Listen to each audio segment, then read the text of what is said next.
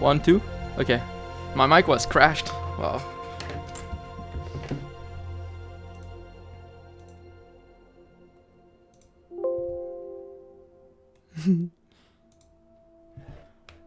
Okay. Hey, D-Crew. I did it. Okay, I worked a bit behind the scenes. But it's working now. The pathfinding. Oh. Hello? Do I need to restart?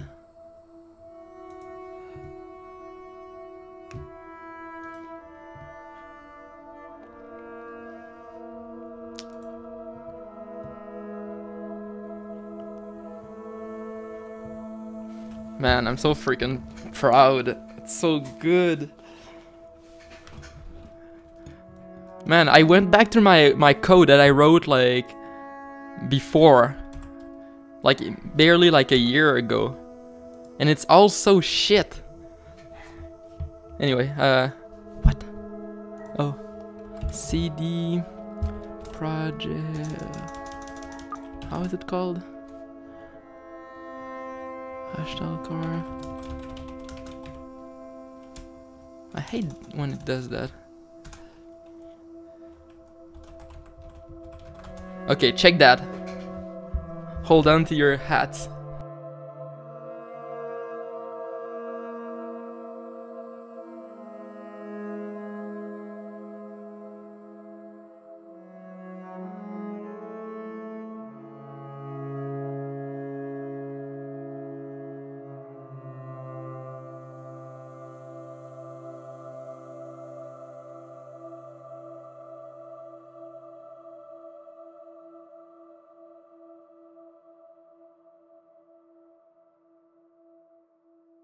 Building is so slow when I start my stream.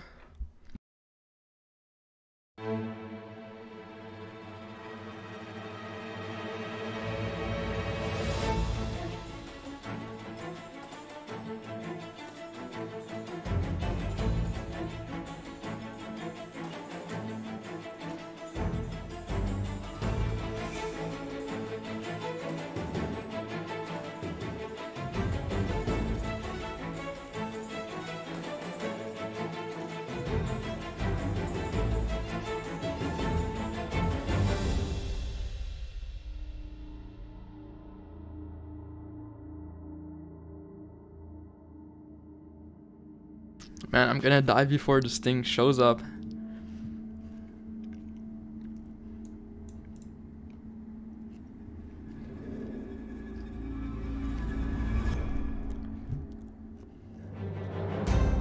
Dun, dun.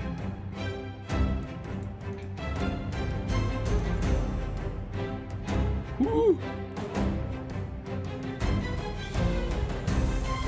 I wonder what was taking so long.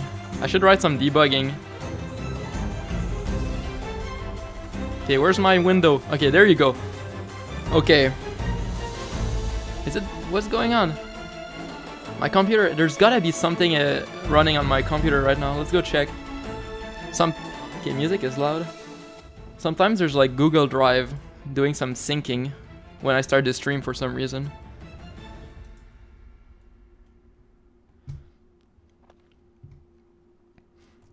So it slows everything down. It takes like 50% of the CPU. Okay. Hey CJ, what's popping? This. Oh shit. Watch that. This is the most awesome thing in the world. So I just created a path, okay? Now I can use this to actually go over... did I really do that? Huh? I didn't realize when I enabled the line. Look at that! It's so good! Okay, let's go somewhere else. Ooh. Okay, there's gotta be something. Yeah, Google Drive. Why is it running? Every time I start the stream, it takes like so much of my CPU. 100%. Oh, right. I forgot to pause the streams. My browser is taking like 100% of my CPU. There we go. Okay, we're starting to... Oops. Okay, check that. Let's go further out. I'm now able... Basic GS. Okay, check that. I can actually draw like that. Okay, now I need to show that. And now, just like that, I'm able to walk. And this is so fast. It's so good. Like, all behind the scenes. The whole terrain gets divided into like a lot of little pieces. And those pieces... I can't talk. Those pieces are able to be used for pathfinding. Technically, like, this is the nodes. It's so optimized. Like, this whole area here, it doesn't need to have so many little tiles. Just one big tile and you're fine. And even better, like, if I show that. Like, this whole area is optimized. It's so good. Ooh.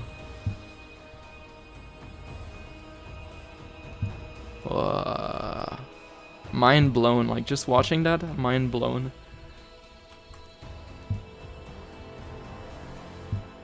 I even took the time to create some new little circles. It shows me where I started and where I'm going. I mean, they're drawn below everything else, so it's kind of shit, but yeah, I need that for Cyan. Because the guy like gets stuck on every single minions. It's so good.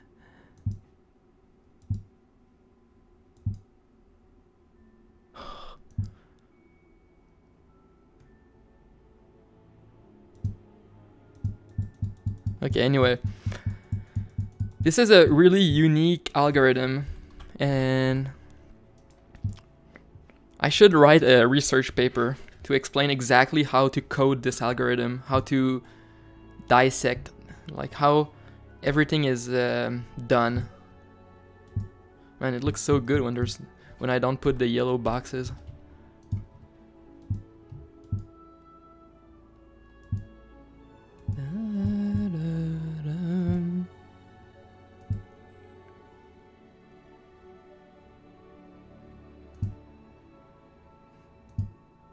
So fun.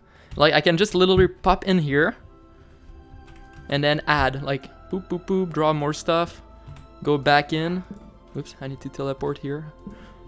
Wait, what? Oh, I didn't. Yeah, this whole area is not connected. I thought I got a bug for a sec.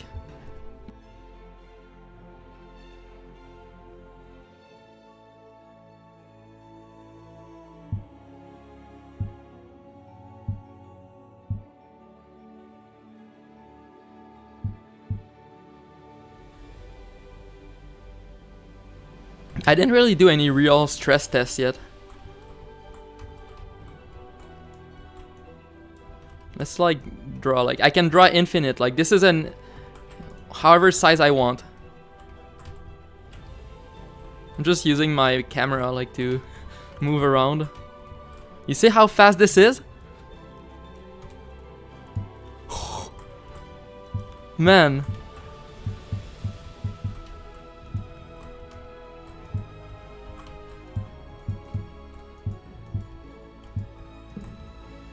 Wow, okay, let's zoom out.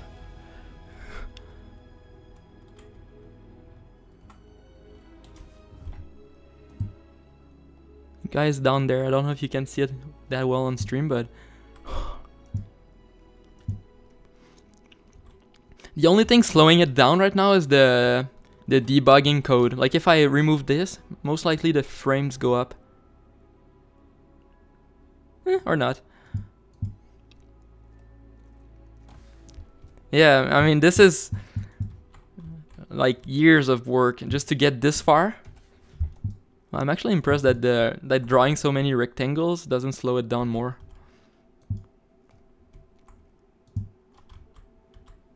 Let's draw more. Like I can literally actually like check that. I can select the whole thing, copy paste, and then put it like that. It's not the best yet, but like, oh, I need to teleport. Oh, I need to teleport. Okay, let's zoom out. You guys down there, I don't know if you can see it that well on stream, but the only thing slowing it down right now is the debugging code. Like if I remove this, most likely the frames go up. Man, this looks so good.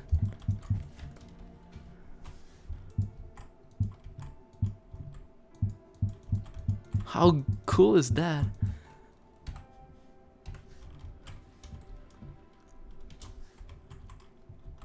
Digbot, that would be so good. I didn't code any way to disable the yellow stuff in edit mode.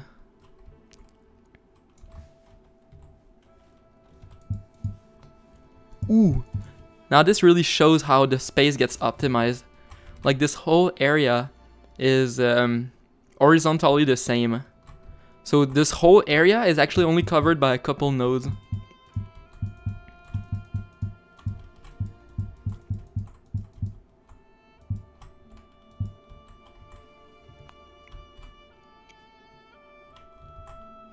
Man, this blows my mind.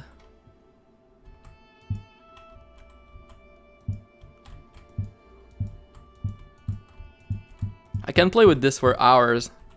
I don't think I could ever get bored just like clicking like that, seeing like those little lines.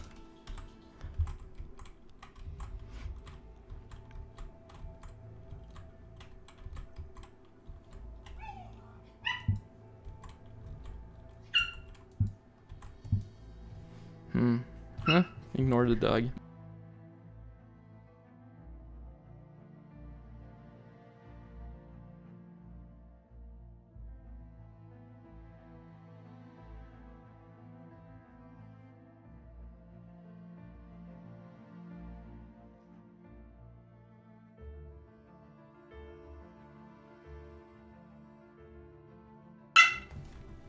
Fine.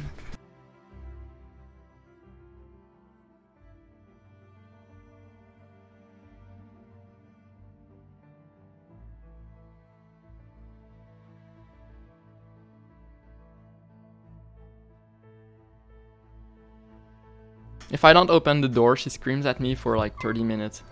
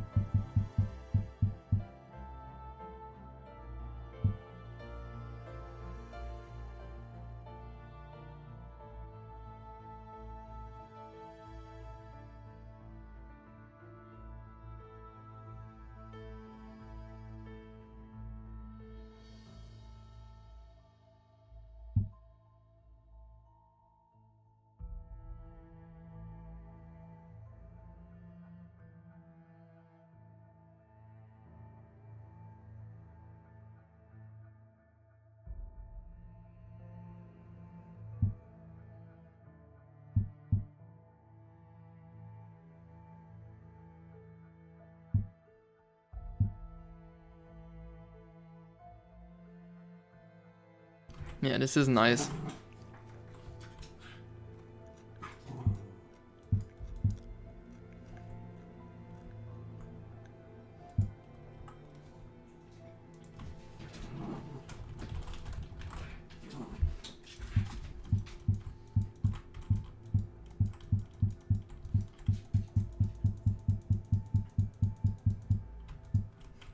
Okay, now I need to like put this in words. Like, what is it that it's doing? Like, let's say I start here. Oh, that sucks. I broke that a while ago, I guess.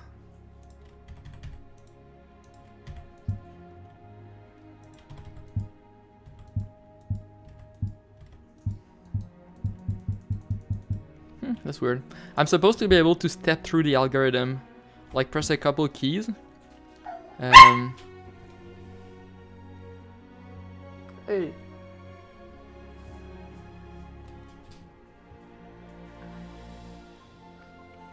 Damn, I want to walk her outside, like it's all snowing.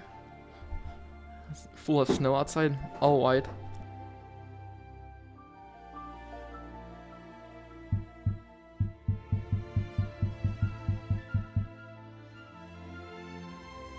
I'm teaching my other dog to pull the sleigh, dog sleigh. So I'm sure like before the end of the winter, I'm gonna have a dog that pulls me on the.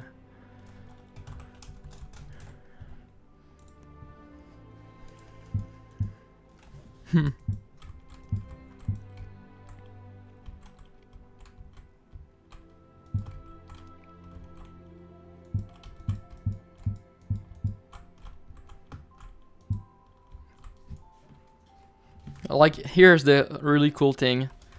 Like, this whole thing. Let's zoom out. Actually, let's delete everything. Yeah, I need to remove those yellow debug stuff.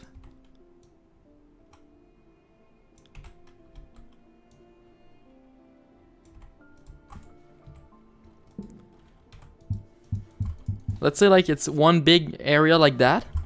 Even though it's technically like a lot of tiles. Oh, we can see.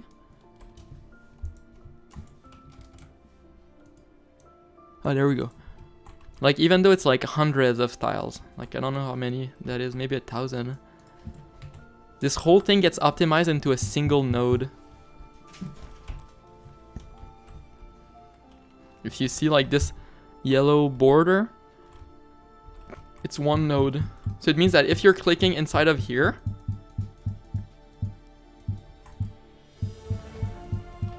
you can always go directly from like one point to the next.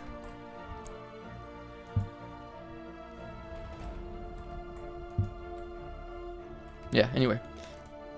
I won't bore you guys more than that. Okay.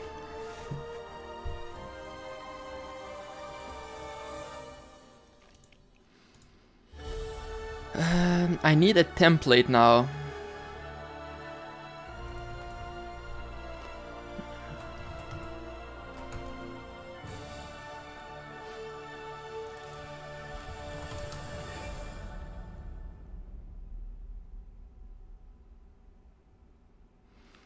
I need a template for computer science research paper.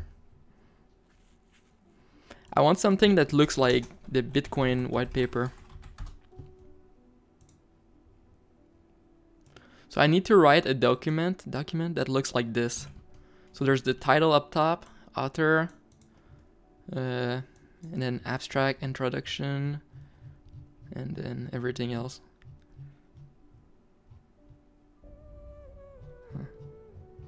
Then references, conclusion.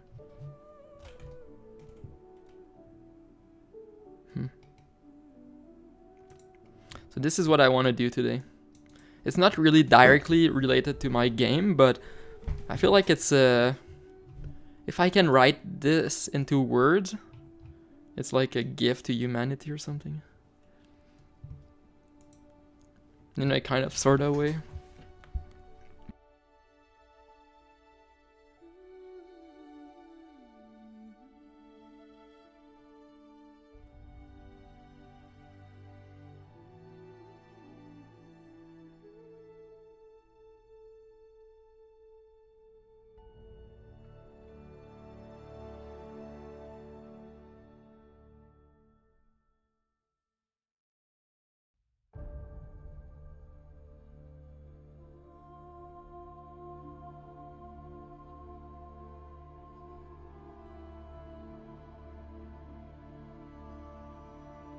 Maybe this?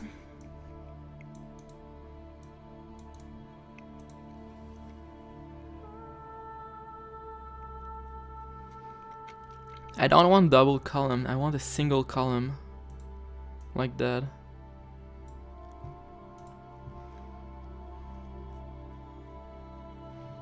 Man, can't I see a preview anywhere?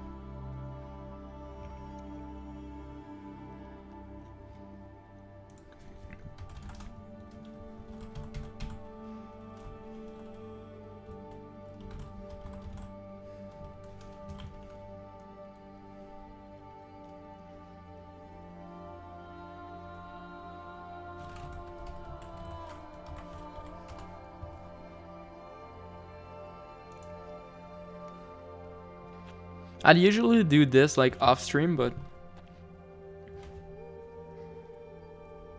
I feel like I haven't streamed that much lately anyway.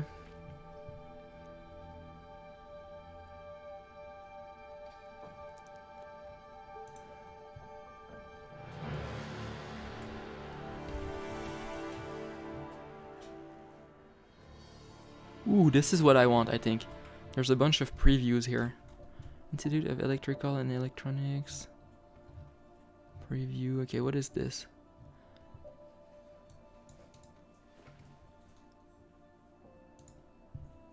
No good. I want a single column.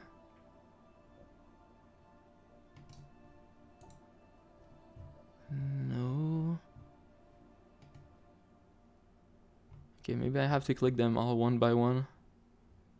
Okay, let's start with this. I think I clicked that earlier, but download starter demo. No. No. Looks like they don't have what I want. Oh, that's so close.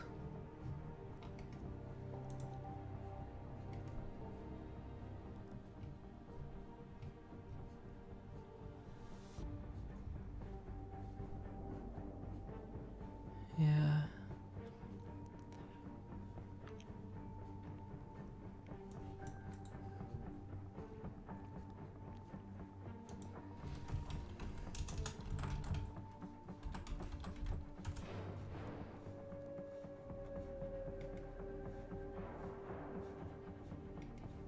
What is overleaf?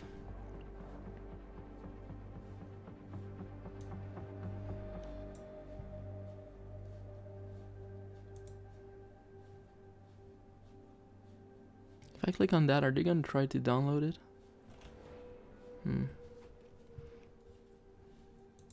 I want to see a big one. Academic journal. Can I click on that?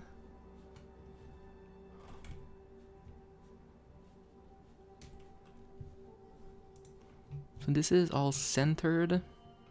This looks so good. I really like this formatting.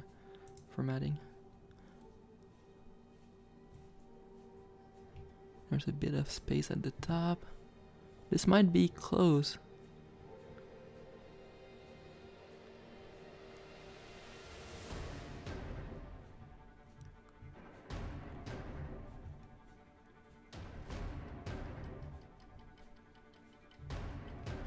Oh, there's a lot of pages there. So far, this one is the closest.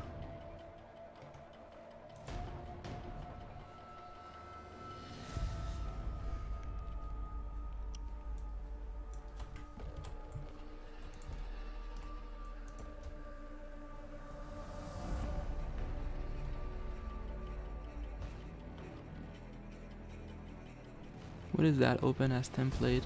Login? No.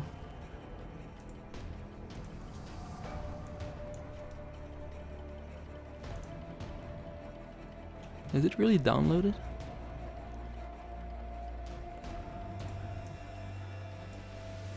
How did they do that?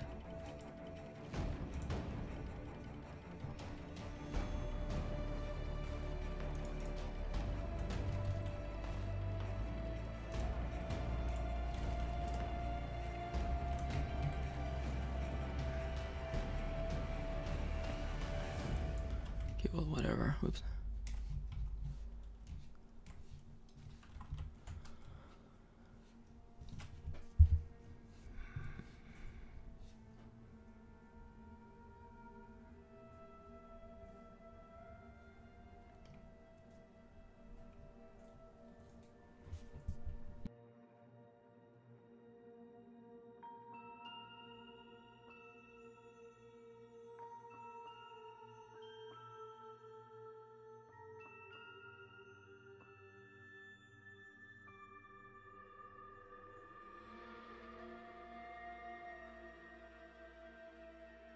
This is really close.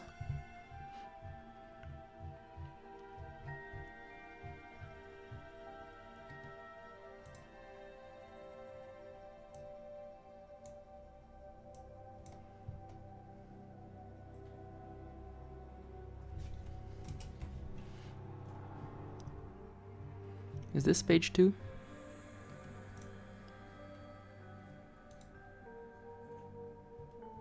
Man, it's so hard to see. This one looks good, actually. Or not.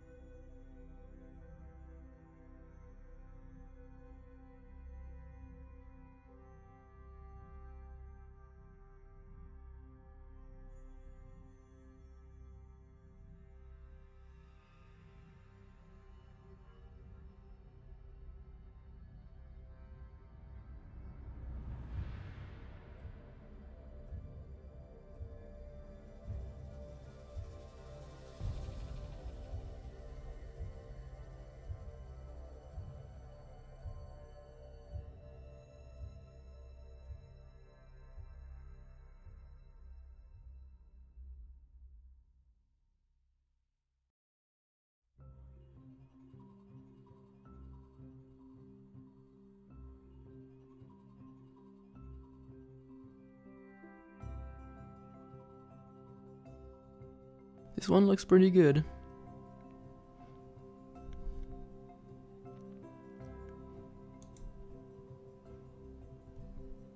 I prefer the title to be bold.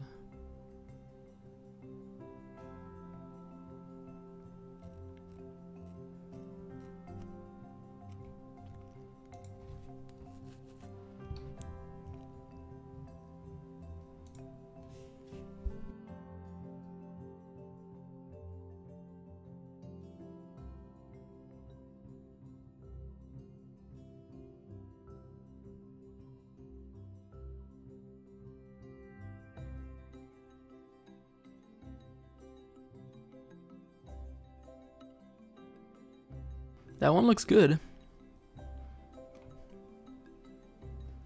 It's different, but I kind of like it.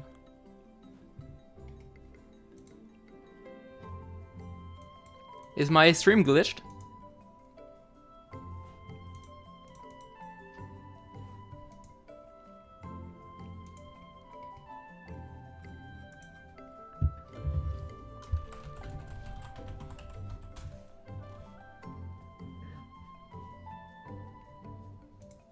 Oh.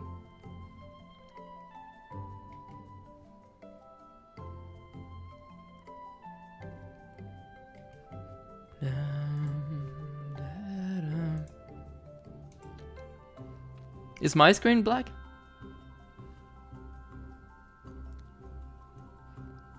Or is a problem on your side?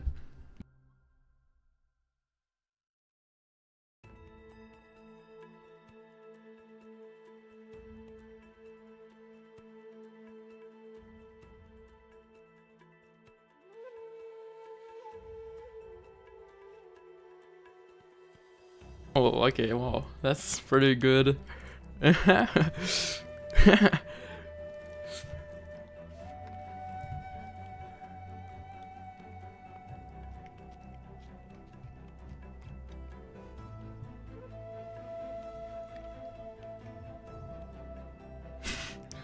Oh.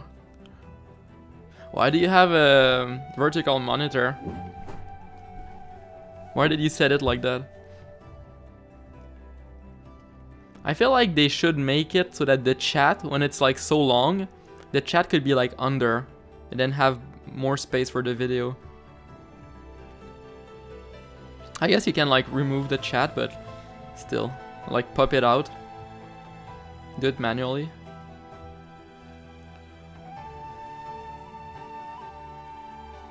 Ooh. Oxford.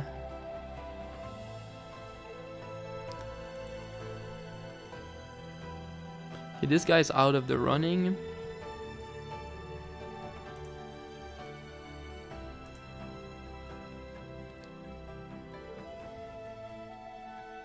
Oh.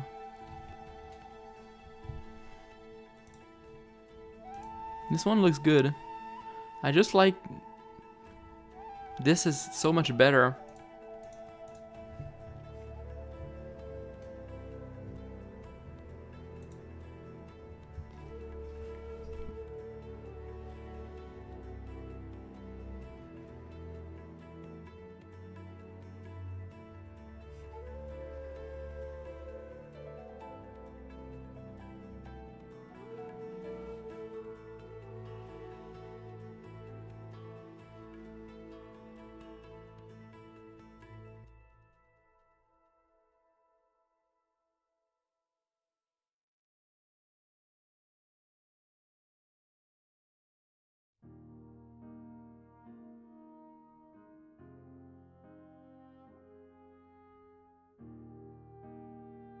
Maybe I don't care and I just do it in open Google Drive maybe. Create the template myself from scratch. Trying to make it close to this.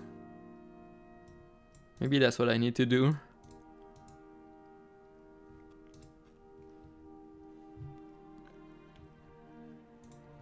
I just like the concept of writing a research paper using latex.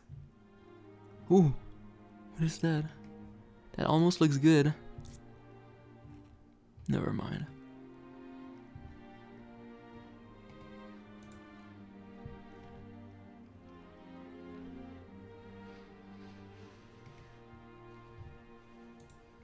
Man, this music's so good. Da, da, da.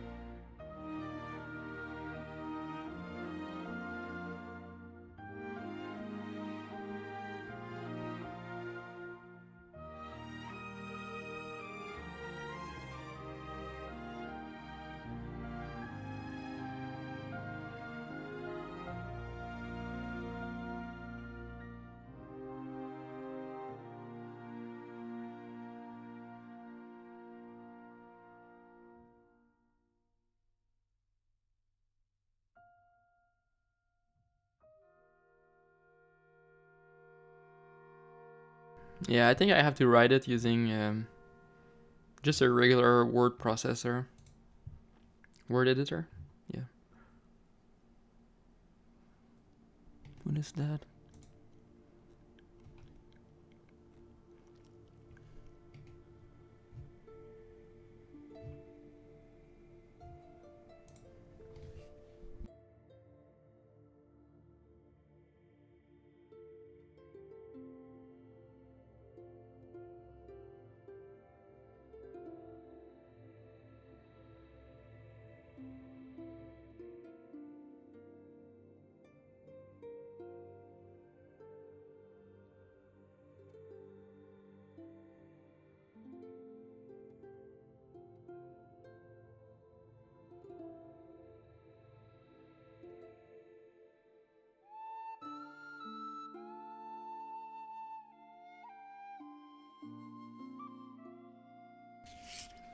Okay.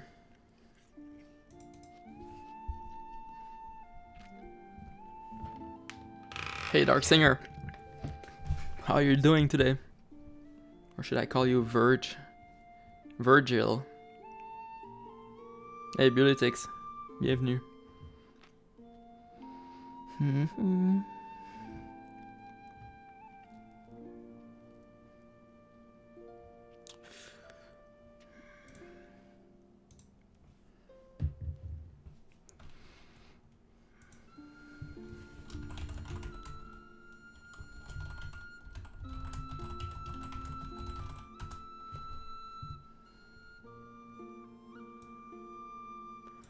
As far as I can tell, there's no private information in here.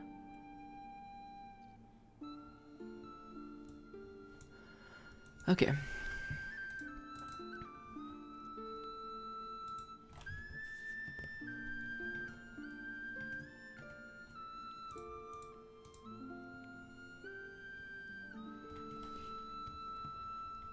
And let's see my old document. This is what I wrote before.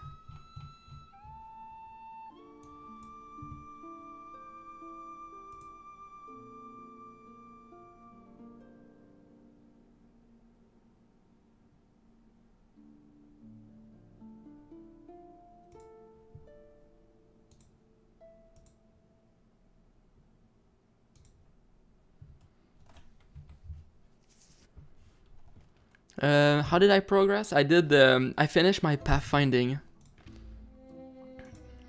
I'm guessing you were there when I was working on it. 1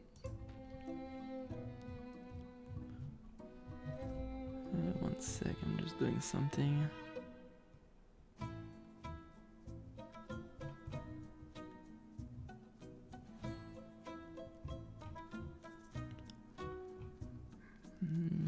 Yeah, so my algorithm is done and it works. So now I just need to write a paper to explain how it works.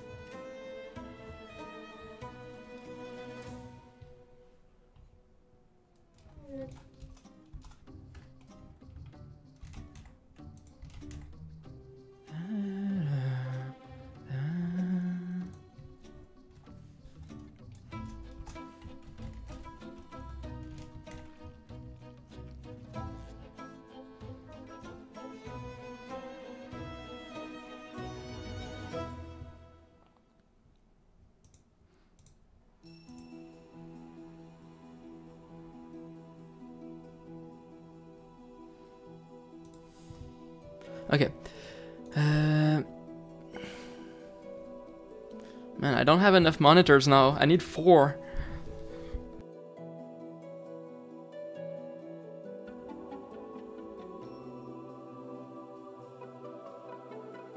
Okay, I'll show you, right, since you just arrived. Sorry guys, I'm doing so many things at the same time, like trying to eat my apple and... So my old title was...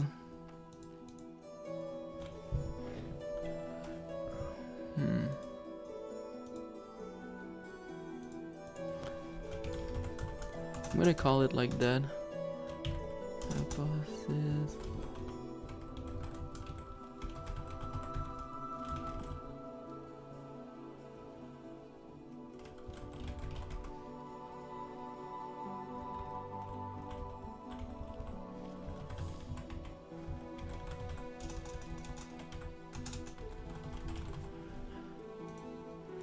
I just want to make sure.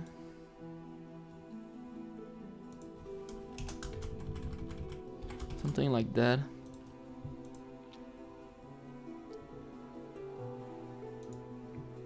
Wasn't I showing something? Yeah, I was. Okay. So it used to be that all of this was just visuals. So you couldn't really do anything like with this. You couldn't interact with the terrain. Even though visually you like it's obvious that you're able to walk here. So now what I can do is I go into my editor and I can place some sort of logical tiles to draw over the visual stuff. So I'm able to like do this really fast and then pop in, and using that I'm able to now walk.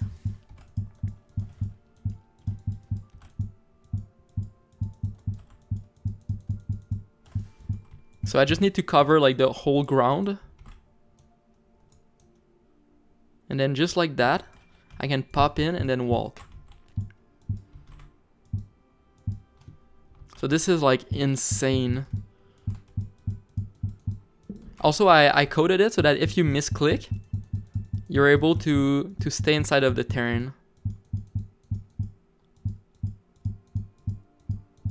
It's so good. There's still areas where you can't click. I could like increase that, and there's no like penalty, like there's no cost to increasing this. But I think at some point when it's too far, it's just too far.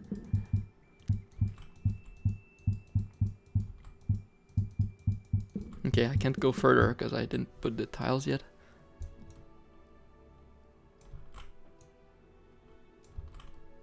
Anyway, this is like awesome.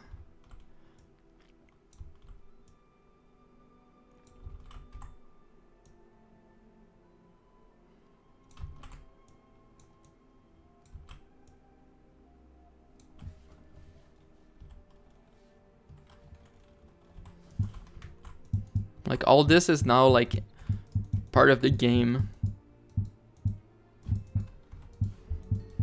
So like when you're trying to play, now it actually feels good.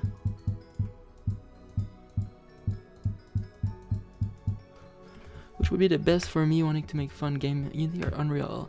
Since I want to continue learning C# and there's a lot of tutorial on the internet. It's hard to say which one is more powerful. You can't like just say it like that. You can't use it as a blanket statement. Like to really say which one is more powerful, you need to look into it. Like what you need, what features you need. And if you're saying you want to do a fun game and learn C#, I would say go with Unity.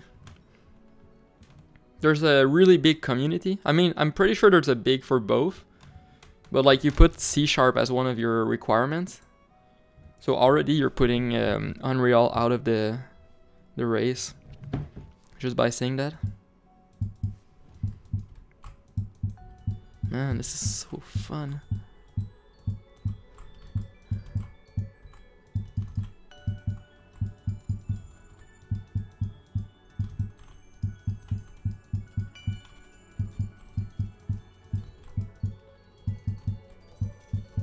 Oh, I went pretty far with that.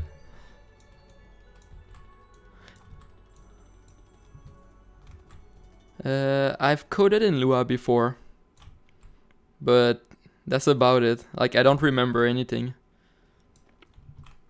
Most likely it would take like maybe like 30 minutes to learn.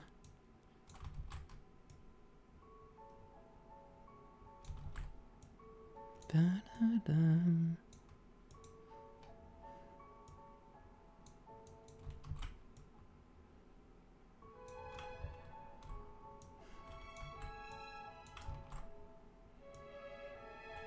I mean, I can actually use this. Oh, I'm already at the end.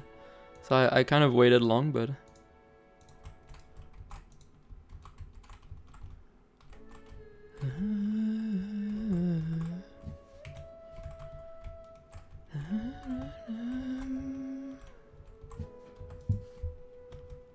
So now I'm able to go all the way down here. And my guy's gonna come.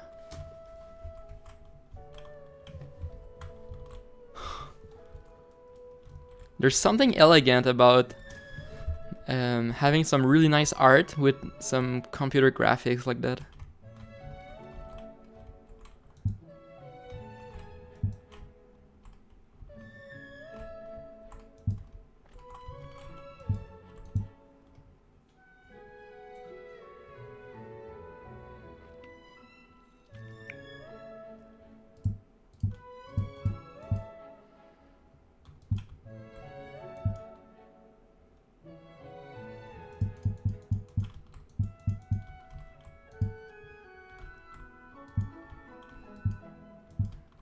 That's a good plan. What algorithm are you using? Hello, Psycode. This is my own handcrafted pathfinding algorithm. It's really cool because it's real space pathfinding. Yeah, they're invisible. I just put them because I like the way it looks. Like, you guys can't really appreciate like what those lines do, but I can, and like it blows my mind. Like like the meaning. Like, why does like this line like goes from this thing all the way there? You can? Yeah, I mean, it's still good. Like, it's still really cool. Not really. I mean, you still have the basic concepts of like A star. but this is a bit more complex than A star. My algorithm, what it does is it allows you to move in real space. You can go like any angles. I'll turn that off. And it always finds the shortest path. And it does it in a single pass. Yeah, exactly. So the game looks like a grid. And like technically in my map editor, when I put those down, it looks like tiles. But, I mean, okay, I guess I can show it like that. Like this is 9 tiles. I need to show that. But like in reality, it's only 1 node.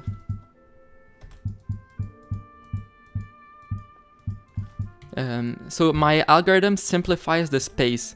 So here, whoops, here this is 3 nodes.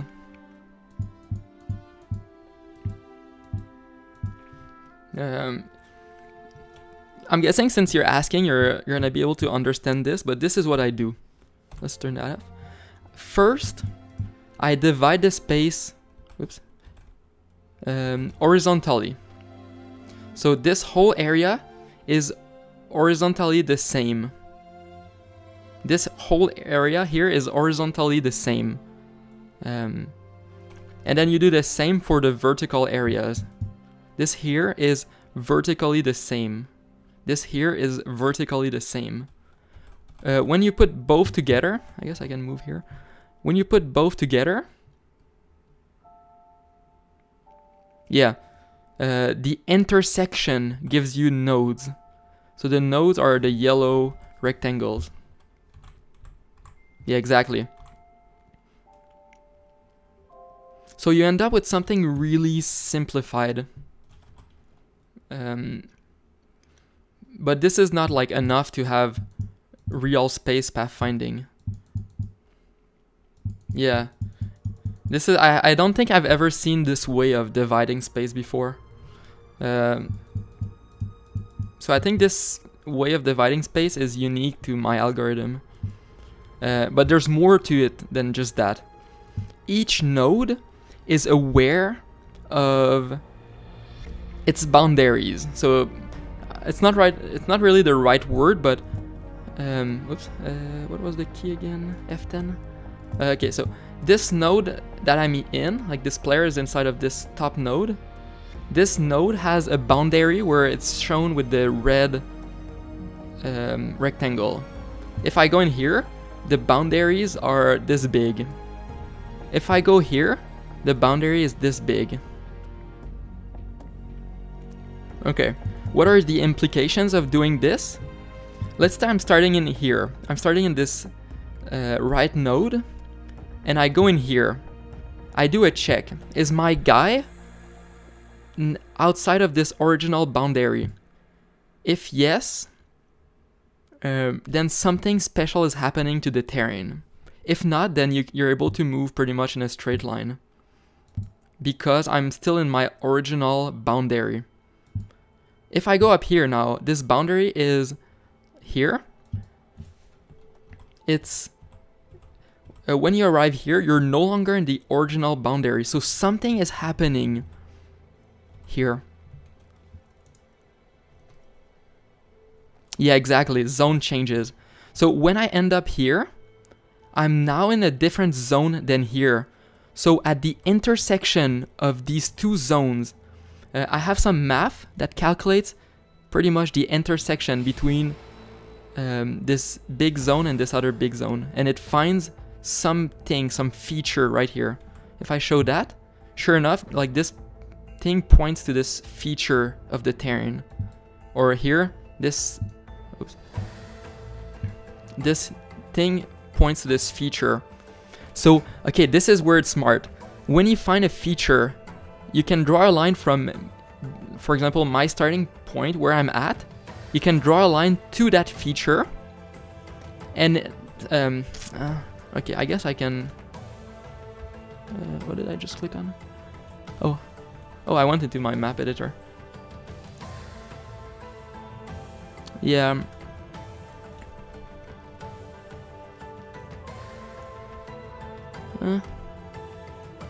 I'm trying to think of the right way to show this for everyone. Yeah, it's a turning. Yeah, I guess that's the way you can think of it. The shortest path, by definition,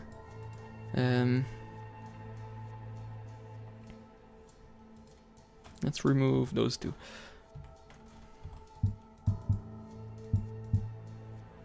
So you have like the different zone as you're moving through them. Let's turn everything off. I'm forgetting my keys now. Okay. Okay. The shortest path by definition is the one that turns the least amount of times. I said that really badly. The only times you need to turn is when you're at the corner of an obstacle. Yeah, exactly.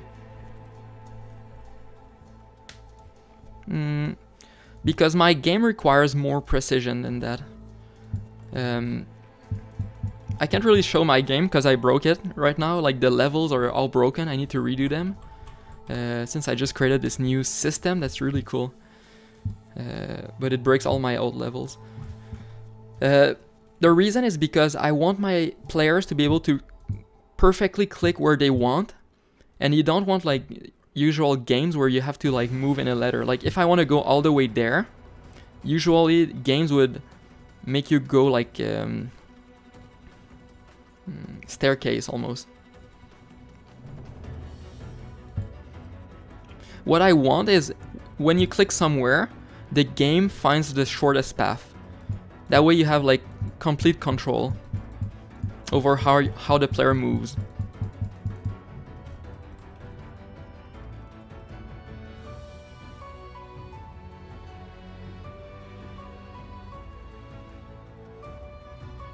But like this looks like a grid, but my game is not actually a grid. After I process my terrain, you end up with some nodes that are no longer grid based. The nodes they represent the spatiality of the terrain in a more optimized way.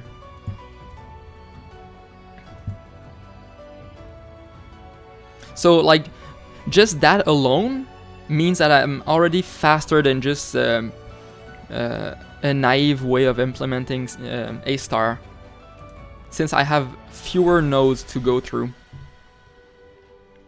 Like just this area has at least half the amount of nodes as regular A*. I mean, A* is not about the tiles, but it's about nodes. But like already this is a good way of optimizing space. What I add like in comparison to A* is all like the way like this, for example. I didn't try Theta Star, but I looked at the paper. Okay, my music is too loud now. I didn't like it. It looked like it was too complicated. Like this is insanely simple. Like let's say you're starting here. You're in this zone. As soon as you enter another zone, as soon as you're no longer in this original rectangle, it means that you're there's something going on. Like you see, like you're in this original zone. Now I'm going to a different zone. So there's something. And then now I'm in this zone and I'm going to the other zone. So as soon as I'm no longer this, there's something going on. It doesn't mean that you're gonna you're actually gonna be turning, but it might be the case. Okay, this is what I wanted to do, like to actually draw this so that you guys can see. Okay, this is where this thing shines. Like it's really fast. I'm pretty sure my algorithm is faster than Theta Star, but we'd have to do the test, like, and I'm sure like when I write how this works, some people could like do it for me. But like here's the idea, like let's say this is the terrain. I'm gonna skip some steps, but like, let's say you're starting here. Oops. You're starting here, and you want to go here. Okay. So using like what I just explained, you're gonna end up finding this feature right there for the terrain. So what you do is you draw a line from where you started to this feature, and even better, this line extends to infinity. Okay? So, in other words, everything that's below the line, is there a better color? Damn. Oops. Everything below the line means that you're gonna have to go through this. So like, if you wanna go, like now you're gonna turn because you're below this yellow line.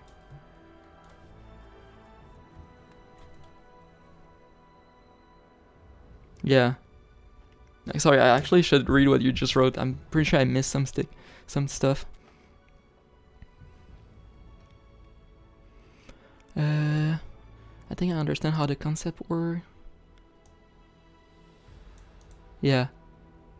The best path only between boundaries. Now I understand the lines. Yeah. They are pointing to the best intersection path to use. Yeah, exactly. So my things, they point to this feature, but whether you use it or not depends if you ever end up below the line. Let's see. Because you want to spatially move inside the grid and it's only centered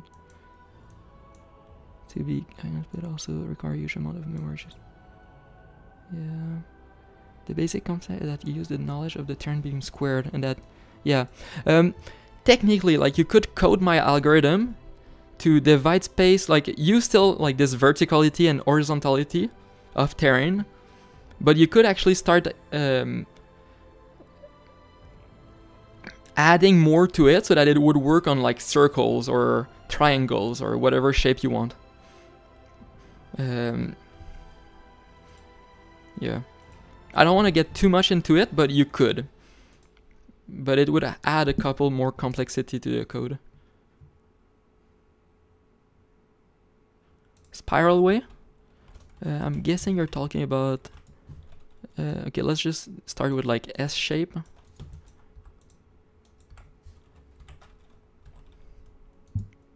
Like that.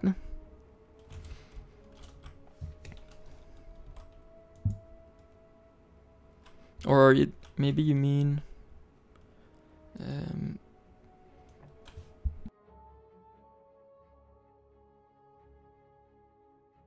this is annoying, like in my editor I forgot to turn off... I mean, I was debugging yesterday and I forgot to turn this off. So it's always showing. Yeah, I'm trying.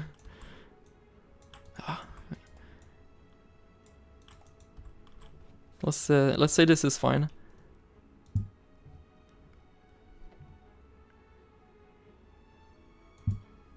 It's really cool to see how like the zones change. To make this a bit more fun, I can actually do this. Add like a step like that.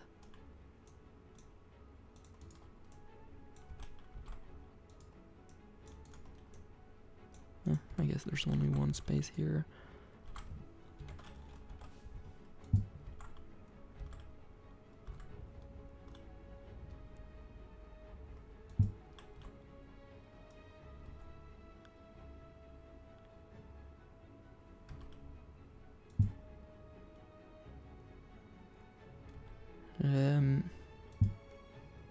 I'm trying to think.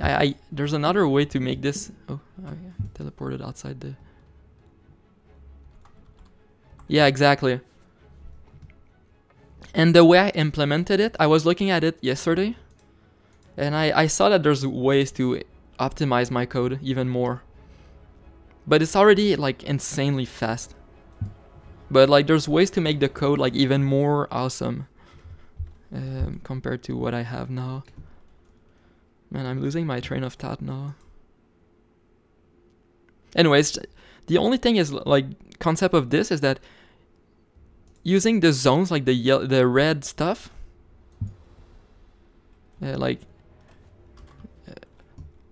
Like when you're getting out of this zone, something's happening, and then when you get out of this zone, something's happening. Like this concept, and then you find like the corners pretty much, and then you can draw a line from where you are to this feature, and then if you're below the line, then you know you need to turn, and if you're above the line, you can move in a straight line. Like this whole thing is like one example I like to show is like this. Oops. Wow, my mouse keeps slipping. I guess I could just simplify my life and do this. Boop, boop. This is like one of my favorite example. This is no longer needed. Like you see like this. And if I show that, like all these little features, they're all getting found. Like one here, one here, one here, one here. But then when you check on which side of the line you're at, you never end up having to turn. So like the whole, like technically like those lines allow you to see, like to find spots that are visible from your starting point. Like if I go here, now you end up below the line, so you need to turn. And like, oops. I have two editors in my game right now, and they're both like competing. So like when you're here, you end up below the line.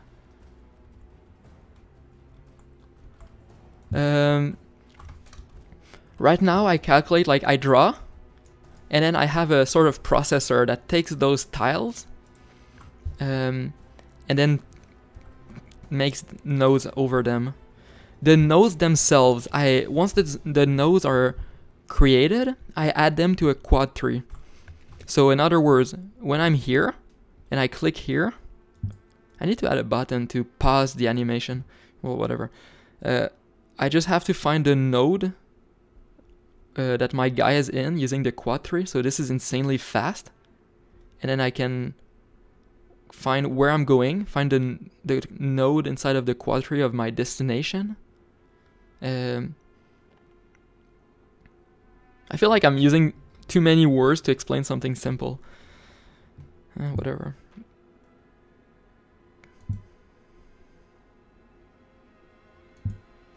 I really like this red borders. I coded the whole thing without that visualization, and then I added this, I think yesterday, and it's so fun to see the zone changes like that.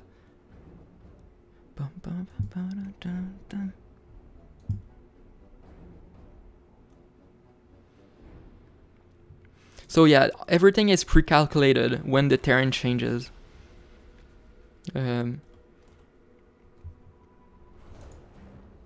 Smoke simulation. If you have a link, I can click it.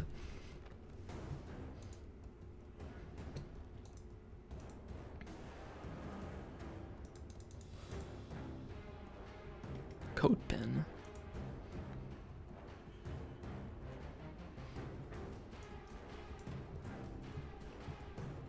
Very on GPU. Hopefully I don't crash.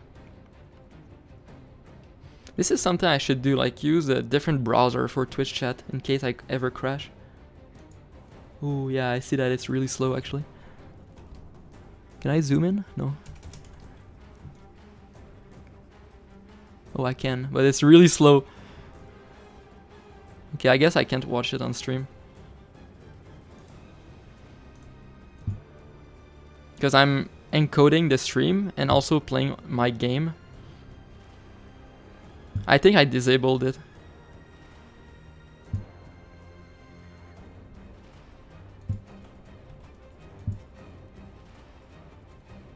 Man, this is so cool. And like, oh, anyway, like, yeah. Hopefully you guys like can appreciate like how simple this thing is. Like it's really simple to divide space horizontally, divide space vertically. Intersection gives me nodes, and then those nodes, like they still, since I originally divided the space horizontally, then it's really easy to know like the horizontality of a zone. Like here. And then since I divided vertically, it's really easy to have the verticality of a zone. You see, like this whole thing is my verticality. And then this whole thing here is my horizontality.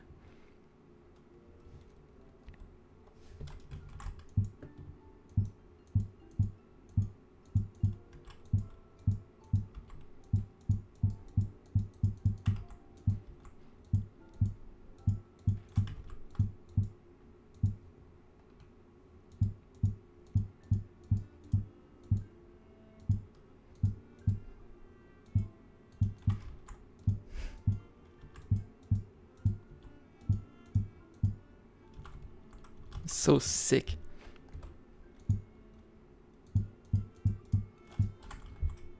There's only one case that breaks my algorithm. I didn't find any way to solve this. Maybe one day I will, but for now I just put this under like something that's fine. It's not like breaking anything, but like let's say you're here in a sort of terrain like that and you want to go here. The path calculated went down instead of going up. This is the only case that makes the path not be the shortest path.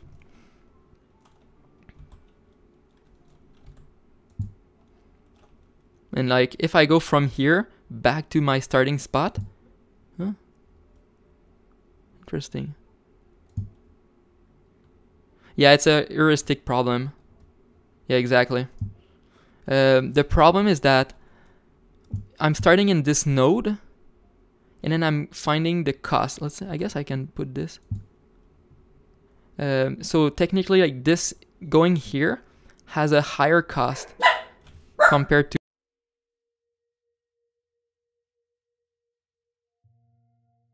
The length of the hole doesn't matter. It's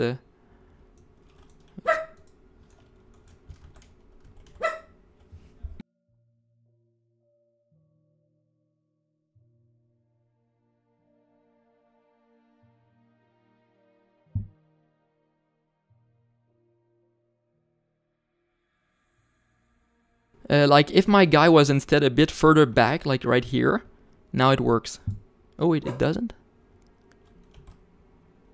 Whatever, it's still the same issue. Like this node gets calculated as being too high of a cost compared to going down. Yeah, you're right, this is weird. I would have assumed that if I'm further back here, it would be fine. Let's try being higher a bit. Right there.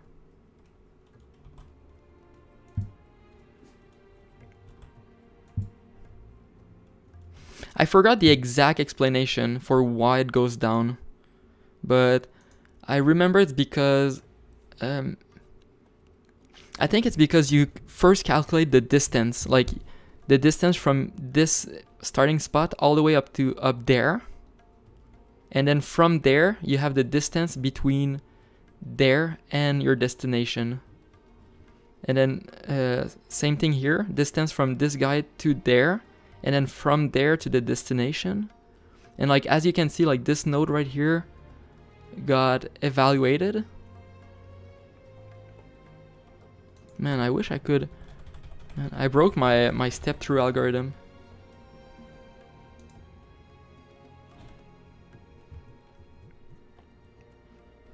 What happens if you don't calculate the internal zone to the next one?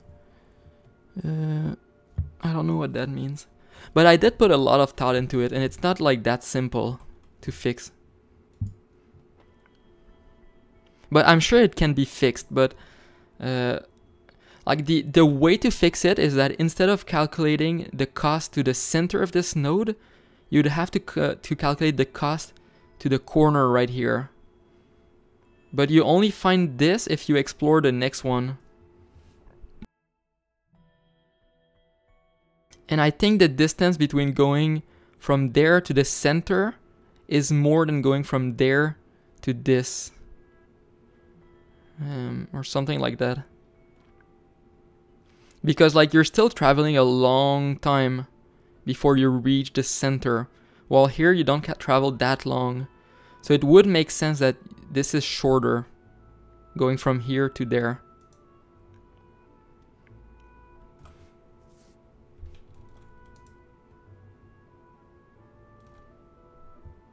But yeah, it's a heuristic issue.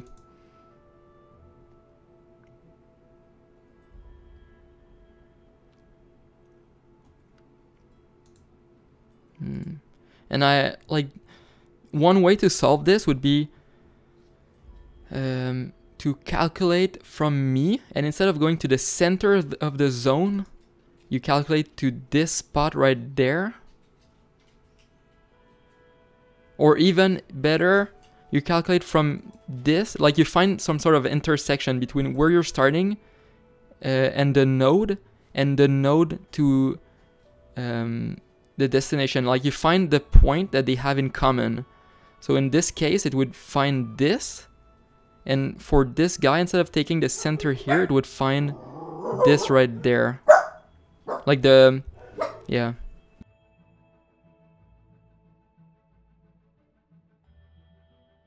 I think that's the way I consider to fix this. So you need to find, I guess that's the thing. So you would need to find, instead of going from where I'm at to the center here, I would need to go to the point inside of this node that is closest to my destination. But I think if I do this, it causes different issues. Yeah. Like I could see different types of terrains that would break this sort of way of trying to find it.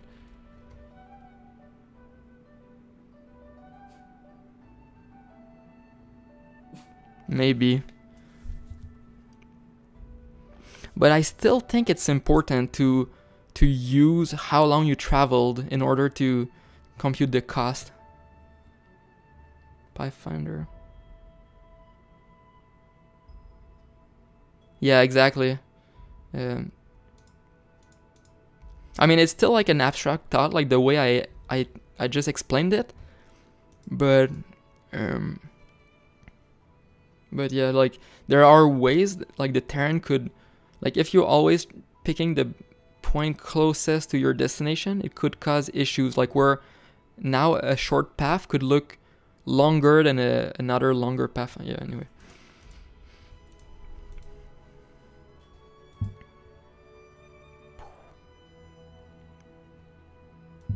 Oh, that's interesting. I think I found a good spot. You see, so the heuristic from this side to there finds this to be the shortest. But like from here, now there's no like bias. Like it's not the same thing. So when you go from there to there, this time it finds the right path. The real shortest path. So if I ever fix that, my algorithm becomes for real shortest path all the time. There's never going to be any longer, like it's always gonna find the shortest path for pretty cheap.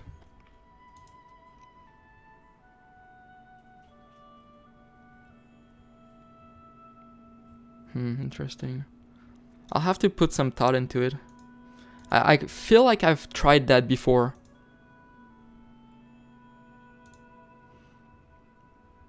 Like if I go into my pathfinding stuff.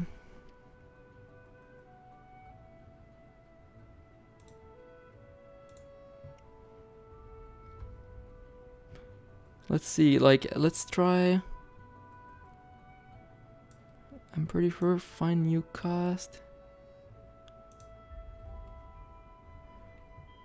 New proxy cost location.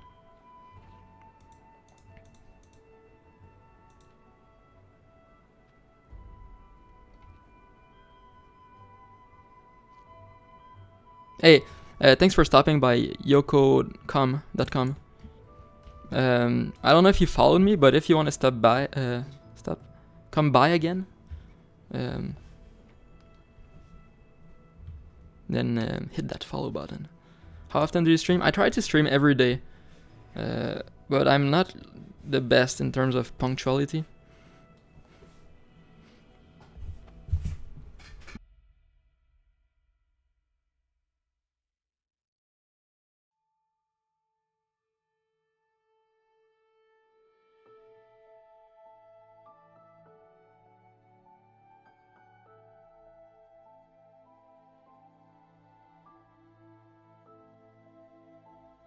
I'm pretty sure this is the part right there that computes from my current position to the next node's center. So I would assume if I do times 0 or something like that. I am a robot. Thanks for the follow, yonko.com. It was really nice getting your input.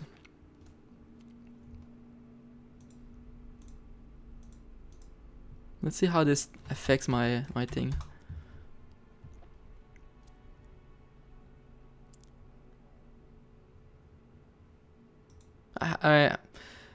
My memory is a bit fuzzy on this.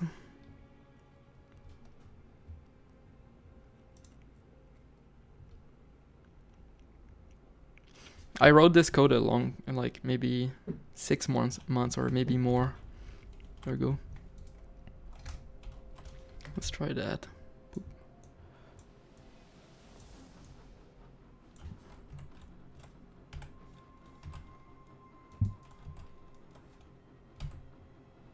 Age.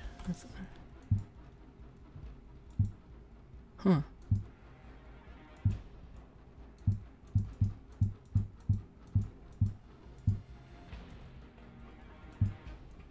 There's no way this is working. I mean, it's not working, but there's no way there's no like side effects to what I just changed.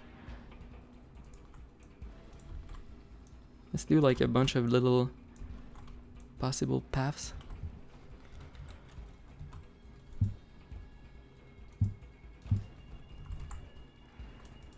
Oops.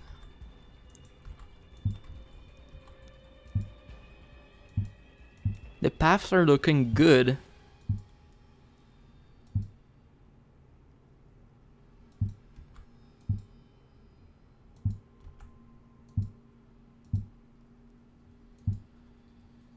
Wow, okay, what?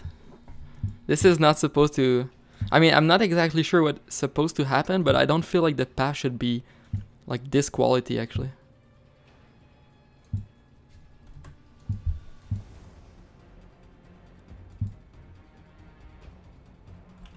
Actually, maybe it's exploring more than before.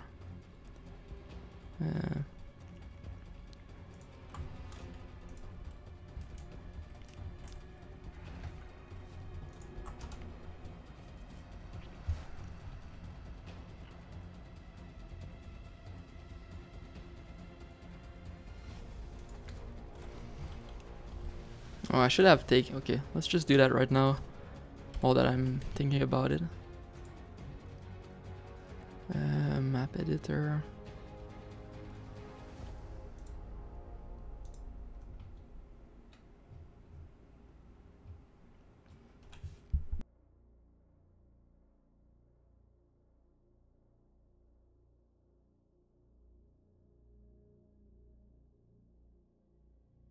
This should look better.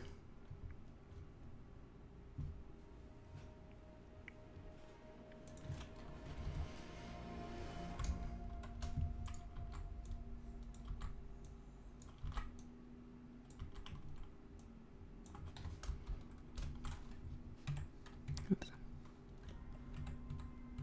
Oh, right. It's because I need to enable that.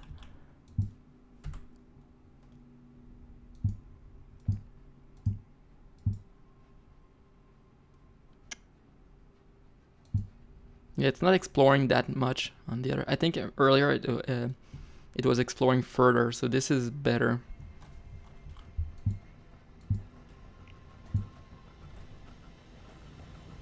I mean, I can even do it a bit more drastically. Simple travel cost.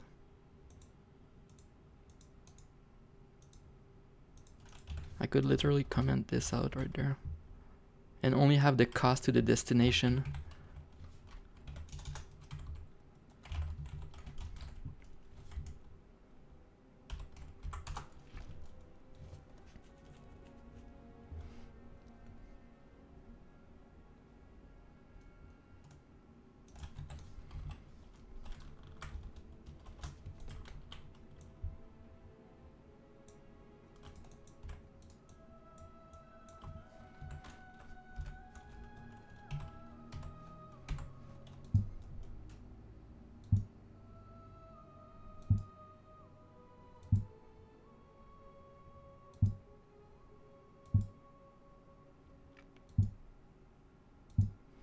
I'm not sure then.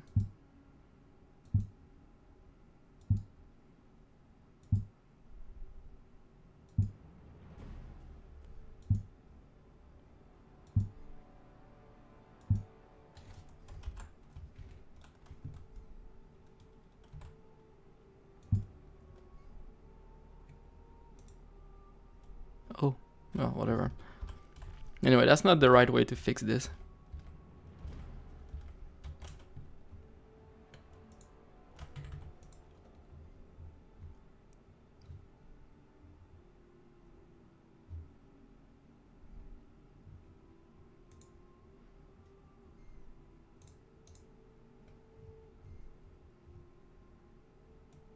I used to do the calculation right down there.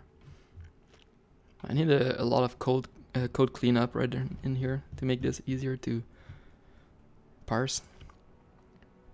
Okay, anyway. What did I change?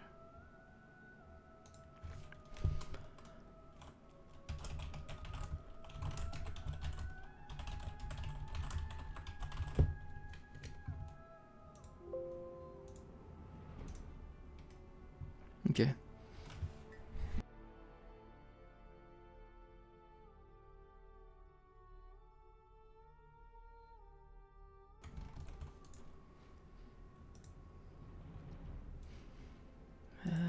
I want something that finds the font on something.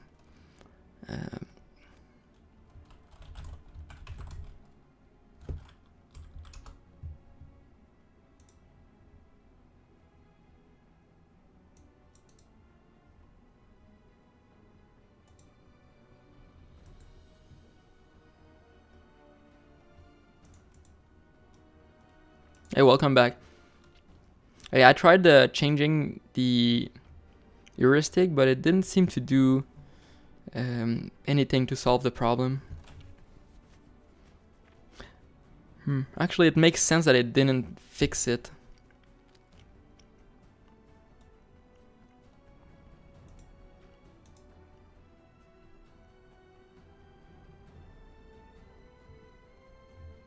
Man, I can't wait to go through this and optimize. Like, this is completely useless now.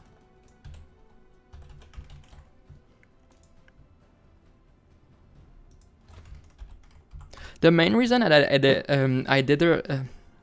the main reason that I determined originally that I wasn't gonna fix this bug is because in the few cases that it happens, it barely changes the path, like it's barely longer.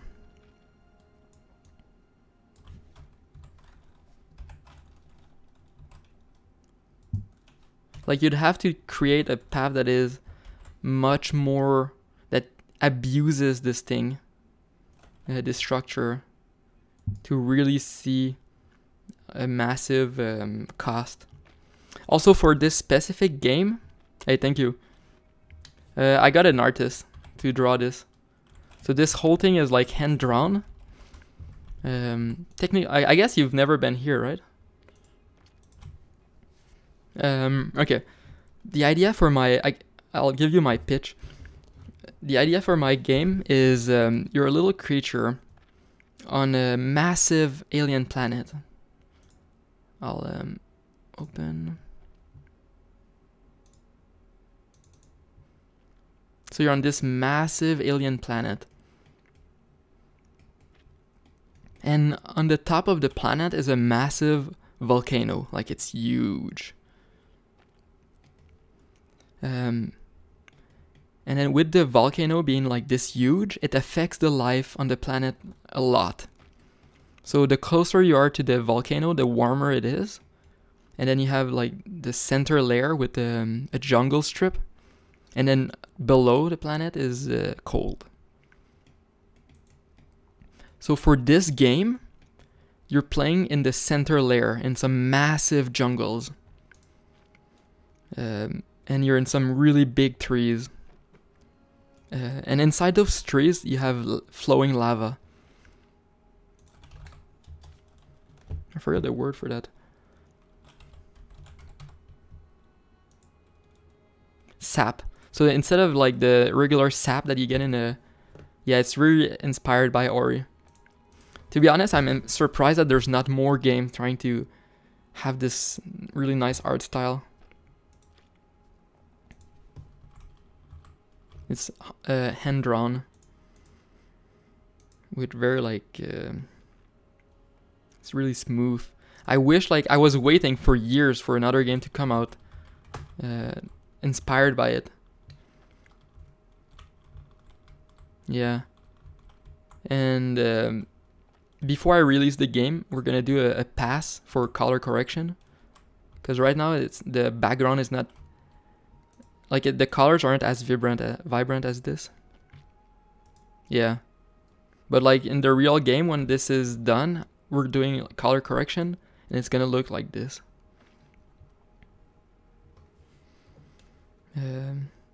Anyway, what was I saying? Yeah, so you're some like 200 to 300 feet in the air, walking on those big trees, and once in a while, like the flowing lava inside the tree would burst out, and this creates explosions. I can actually start my game.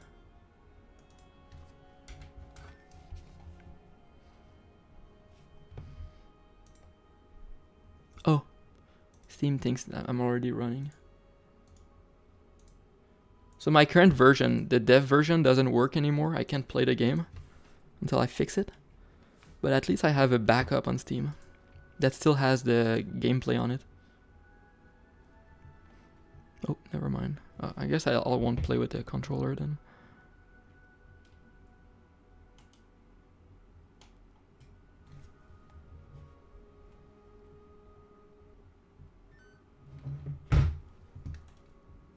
Oh, the lag is insane. Yeah, I wrote my own engine.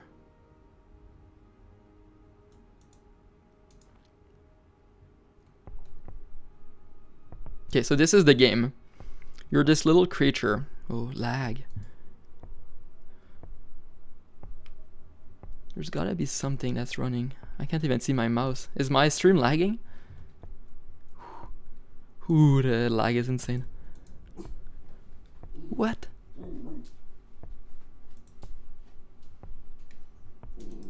Ooh, okay, that was huge. I think Windows started something without me asking. Yeah, so those are the explosion. If you get hit, it restarts. Yeah, encoding lag, probably CPU lag. Okay, oops. So you only die on the first frame of the explosion. So this has a repeat of 1 second. So anytime after the spawn, you can jump into it. I feel like I'm so slow today. I can't talk. I can't like explain ideas clearly. Yeah, so you have like little levels like that. And every time you beat one, it's a new checkpoint. So if I die here, I restart right away. So this is where the puzzle element starts to come in. You can't just run levels. The idea is that you look at the save spots, and then you're able to zigzag through this and solve the puzzle. Like that. Yeah.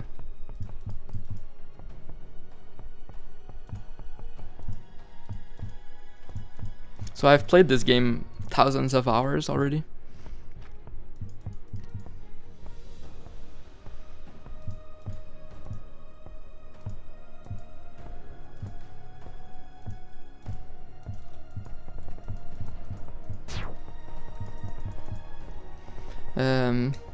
Damn, I'm blanking out now.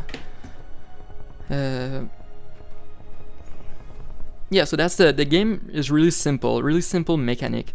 This is why also like my problem with the pathfinding that we're looking, it probably will never be visible in this game because you're usually controlling like pixels. You're not gonna be clicking all the way here most of the time or all the way up there.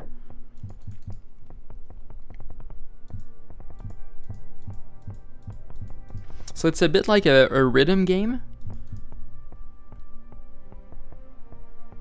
I don't know how much time, but I started in 2016, September. So I've just passed the 2-year line.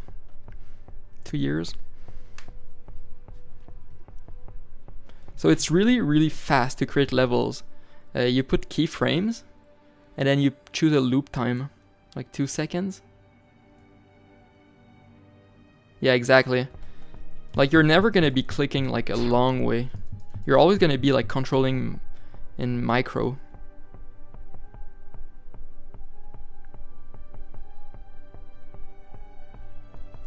Oh shit. Eventually I'm gonna be creating the particles for explosions, and then when you jump into an explosion, like after the first frame, when you jump into it, it's gonna move the smoke. That way it's gonna be easier to understand the concept that you're able to jump into explosions. When you see the smoke getting displaced. At least it works in my head. I can't wait to try it. So those levels are really hard. They're not like real intro levels. It shows a bit like the potential for this game. Yeah, exactly. I'll do my best not to create a level that relies on the bug. Like sometimes you can do that, like know about a bug and then use it as a feature. I'll try my best not to do that.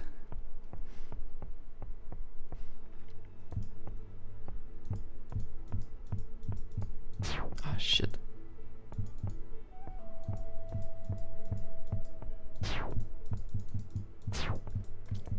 Though I guess if players are aware of it, it can like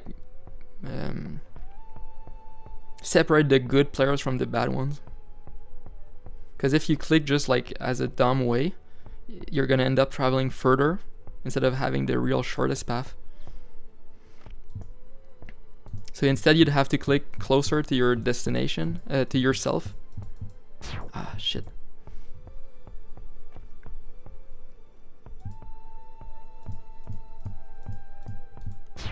Oh, okay, I blanked on that.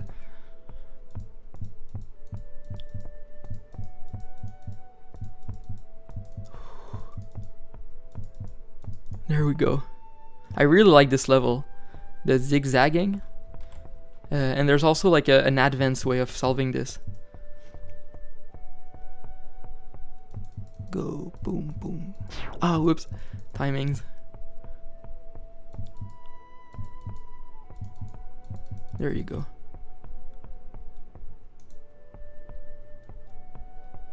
Yeah, exactly. When you start to get used to it, I guess I have some notes right here. Like the theory behind the game.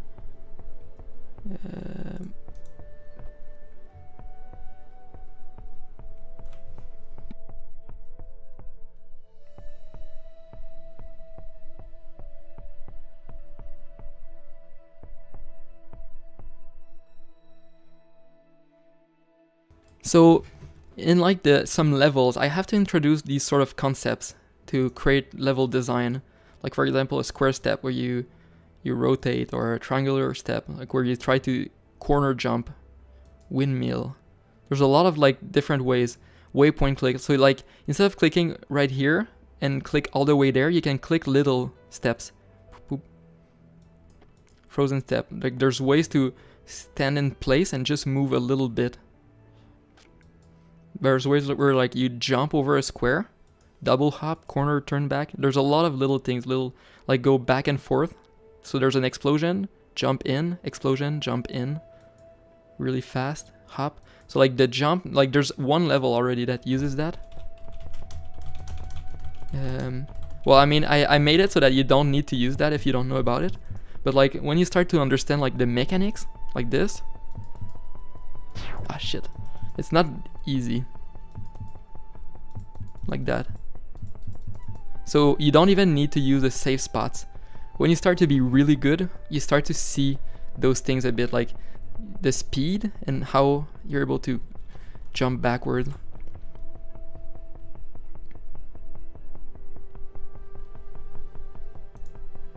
Yeah, exactly. Though it is fun, like, to have, like, let's say you're training a guy in a map and everything is 200 milliseconds, and then you can dash. No, I don't plan on a dash. It could be good in a sort of DLC where all the levels are designed around having a dash, but I'd prefer not to have one right away or ever. The thing I would consider is teleportation pads. Let's create a level. Like, imagine if you have this sort of oops. This is my old map editor. It's pretty sweet. It's cute. It's different. It's really tile based.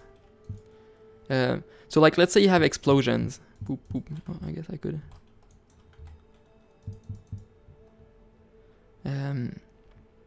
Like, if I add a dash, every single level so far is broken. Anyway, like, imagine, I'm guessing you're talking about teleport. So like, you do your little thing, poop, end up here, poop, teleport all the way there. Even better, it could be like that. Yeah, I made this. Boom, boom, choom. Teleport, dang. Keep going. This could be really cool concept when you start to go into nice levels.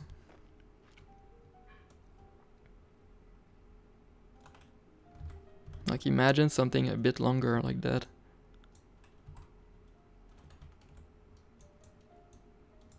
I don't have undo on this one. Like, this could be a nice level right there. Do your thing, whatever pattern. Poop, teleport, do your thing. Up here, teleport, boom. Oops. And then next level.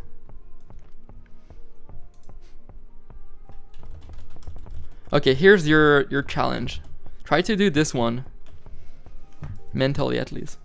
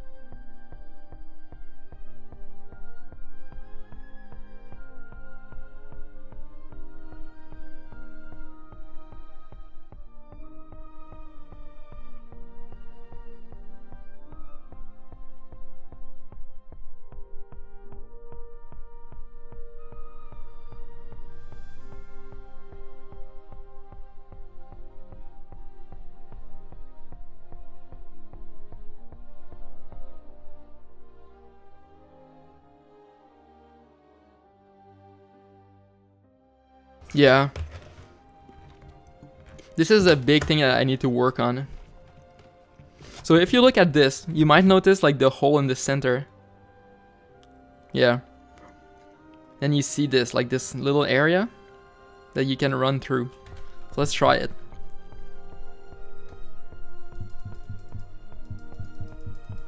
No!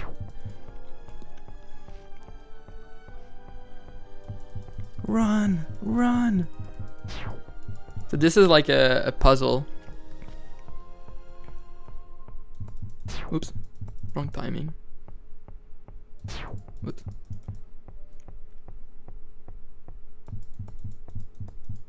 So in this one you want to have a bit of a head start like that. So this is like a clever little mechanic. Maybe if it went a bit slower and it would be longer, it would be easier to see for people. Make it really obvious that you can't run this. Because right now it almost looks like you're able to run it. Oops.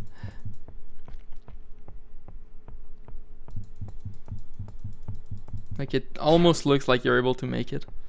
If you like had a better start, but you can't.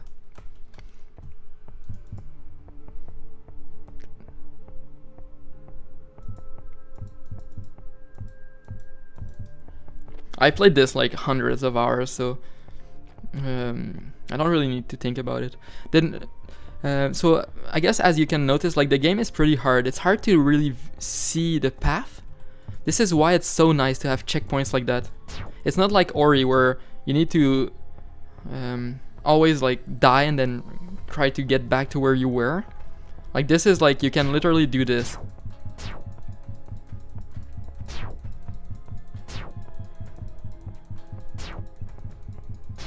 Yeah, this one is hard. This one is hard because there's timing and there's also precision clicking. Like here you need to be there. Here you need to be there.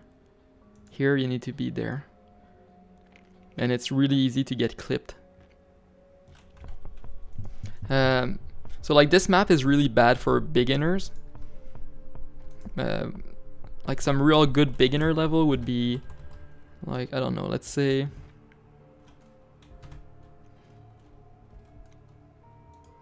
we do this.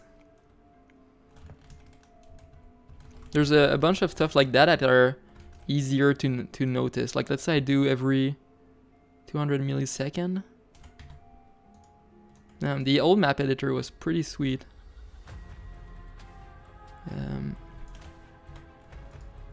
Let's say I put like 700. Poop. So let's say this is the level.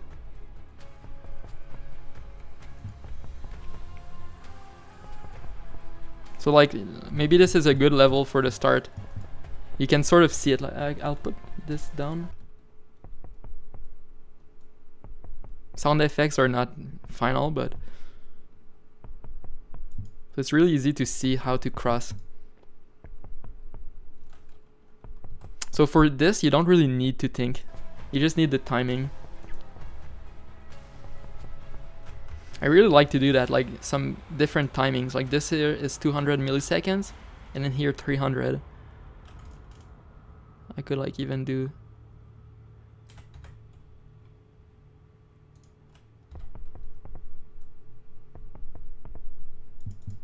whatever rhythm sounds good, but even this might be too fast. Like maybe 3 seconds would be even better. Yeah.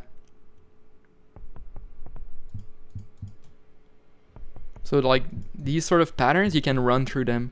Like this is one thing. Oops. Huh. That's a version that I didn't fix that bug. The Steam version is pretty old. Yeah.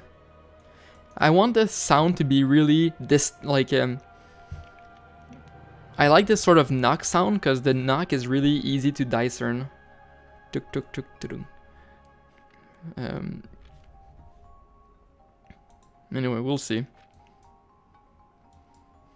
There's like different things like hops.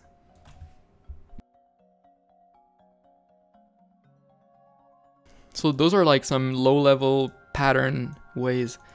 When you get used to like the explosions, how the explosions look, you start to notice ways to jump into them, ways to cross. Corner hop, near perfect. So I try my best not to do too many near perfect. Pattern speed of each phase is so fast that it needs almost perfect timing. There's also misclick, clicking right on the edge of a square or outside the terrain. I can most likely develop this more and then really start thinking about mechanics in this. But like just with this simple movement, no dash, no nothing, it's like so much potential. There's no limits to the types of levels I can create in this. And it never needs to look repetitive.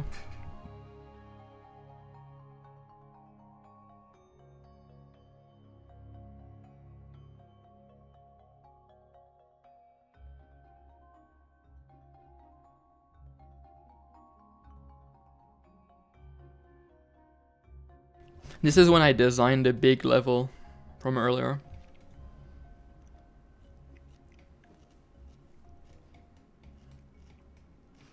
Hey, since you're a programmer, I'm guessing.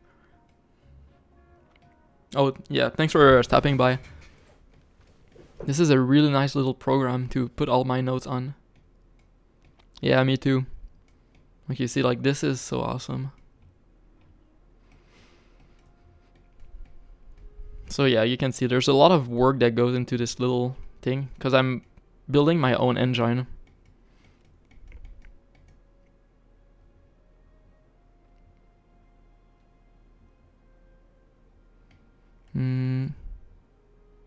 I already forgot what I was talking about, but I think I wanted to like say like this little thing. It's so good for taking notes. But yeah, I don't want to hold you longer than that. How long have I been streaming? 2 hours? Well, I've been streaming 2 hours and I did 0 work on my white paper. There's like 1 line.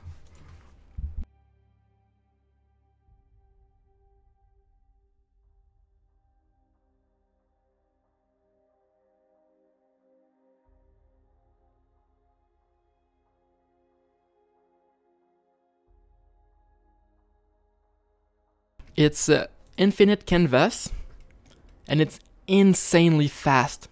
Like this one is a bit slow because it's using an older version for the file type. And I used this for years or months. I don't know. What's going on?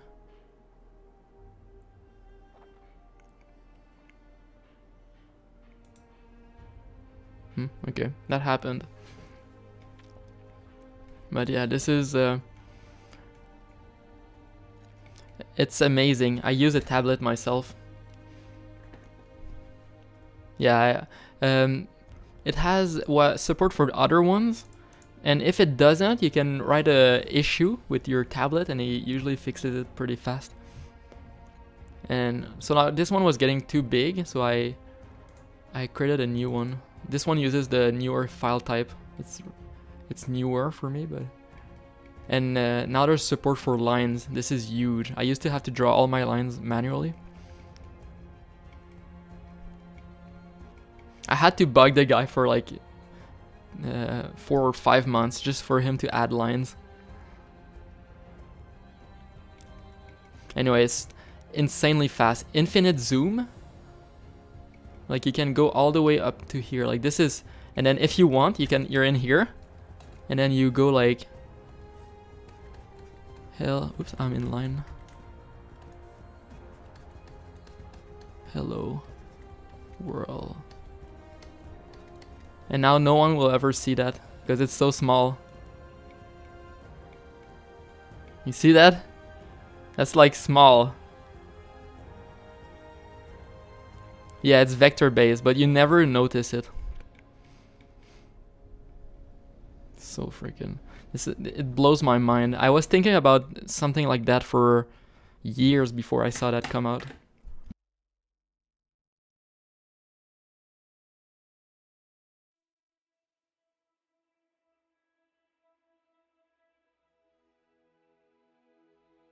The main reason I like it is you can work for weeks on something really simple, and then you're done and you're like, wait, I just wasted weeks of my time. But then you look at your notes and you're like, oh, I actually put a lot of thought into this. The code itself is not... vector, I guess you can say it's a fancy way of saying it's math. So all those lines are represented by math functions. So in other words, the math functions can be really...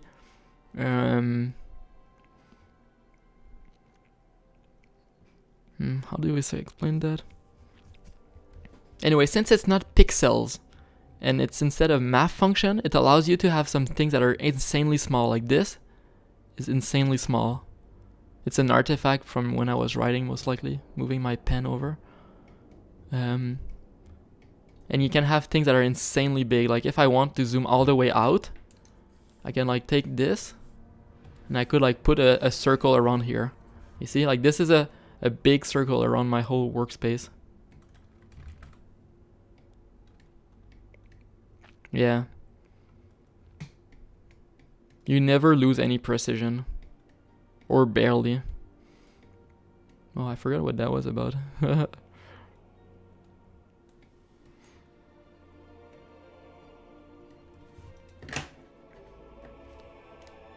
But yeah, vectors is like, for me, that's how I explain it. Like it's just math.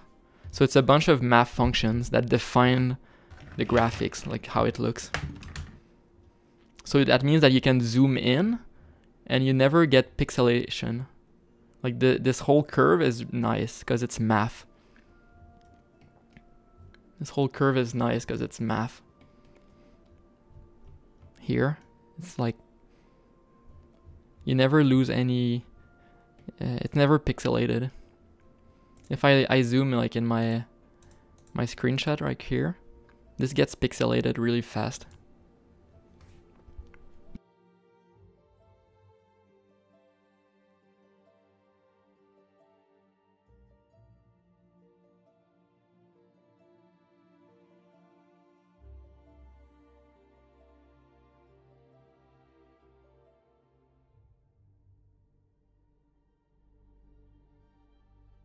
Anyway, I sort of put that really fast, but I don't want to make you late to your appointment.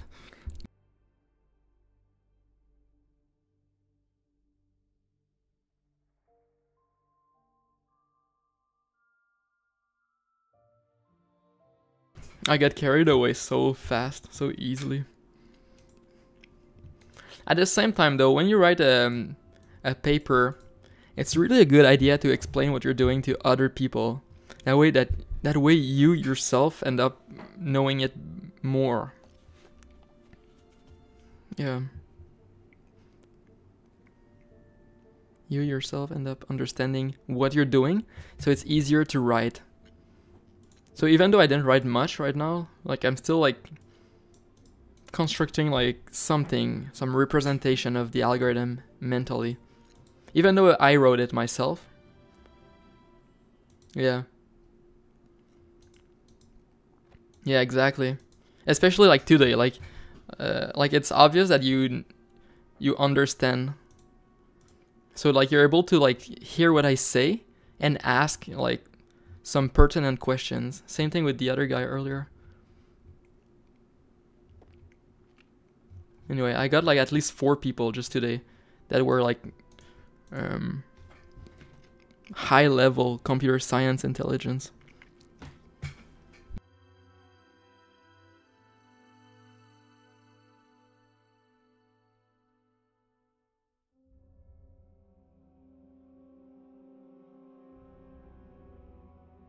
Yeah, exactly. Like when you read, for example, the Bitcoin research paper, I feel like most people would be able to understand. Maybe like not understand every graphics, but like it's written in English. Like let's see, a purely peer-to-peer version of electronic cash would allow online payments to be sent directly from one party to another without going through a financial institution. Like this is relatively easy to understand, even though it's like this single sentence is packed with information. Digital signatures provide a part of the solution. Like this, I guess people don't understand that, but still. But the main benefits are lost if a trusted party is still required to prevent double spending.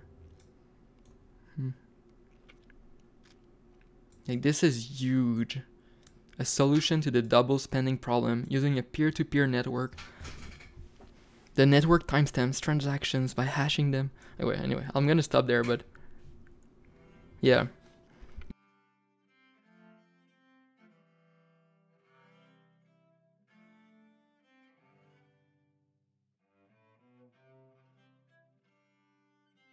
This is my old paper I started writing in 2016? 2 years ago, wow. So I'm guessing this is like really badly written. Independent scholar, daydreamer, hobbyist. Pathfinding algorithms have been investigated for many years. At this point, we often take them for granted. Yet when it is time to work with them, we can always feel the frustration of their limitations. In the gaming industry, you often want to allow your different units to travel in any directions and at any angles. When you start to search for the shortest path in real space, you notice that A star and its many derivatives will let you down. I present you with the accumulation of my last 3 years while working on this subject, which I believe should change the world of Pathfinders forever. Well, okay, that's good. This paper is a work in progress. This is my first paper. Quality of the text will improve over time. Pathfinding Oh, I put my own name in the freaking terms. The computer games A-star. Hey, this is. I never reread this after having like at various pathfinding algorithms and feeling underwhelmed by the current selection. I could only feel sadness and despair. Well, okay.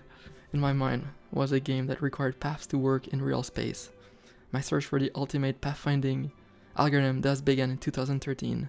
2014, I finally thought about a possible solution while working a part-time shift at McDonald's. Wow, this is not too bad. I don't know, maybe like I'm full of myself, but whatever. The idea eventually concretized itself in 2015 during some of my many thinking sessions. It is now 2016 and I have finally determined that this algorithm was ready to be shared with the world. Yeah, that's good then. I guess you're stuck with me. Apostolic's pathfinding algorithm defines the steps to reorganize the geometry of a map in order to be able to search it faster. Once the space is repartitioned, paths that are found while navigating it will have the possibility to be as short as they can be. This algorithm isn't strictly restricted to grids or square-based terrains. I will however only talk about grid-based terrain in this paper. With some editing, I feel like this is not too bad. Like, I'm gonna publish it myself on my own site. Step 1. Unlike a regular A-star search, the terrain first needs to be divided into horizontal and vertical areas. Given figure 1, the grid gets divided into horizontal areas. Example of a regular grid map.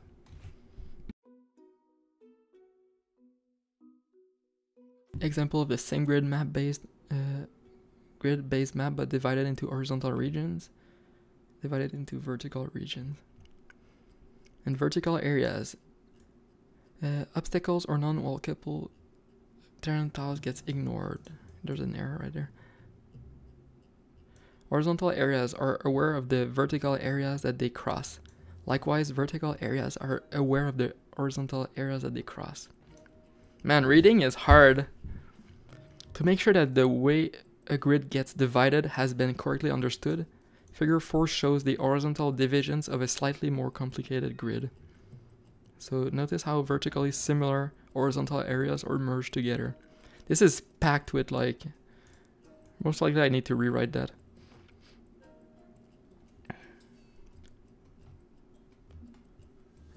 This step needs to be done whenever the terrain of a map gets modified. Dividing a grid this way into those two kinds of areas, horizontal and vertical, provides some very important properties. Property 1. By limiting your search to the inside of the areas, it becomes impossible to go over any obstacles or non-walkable terrain elements.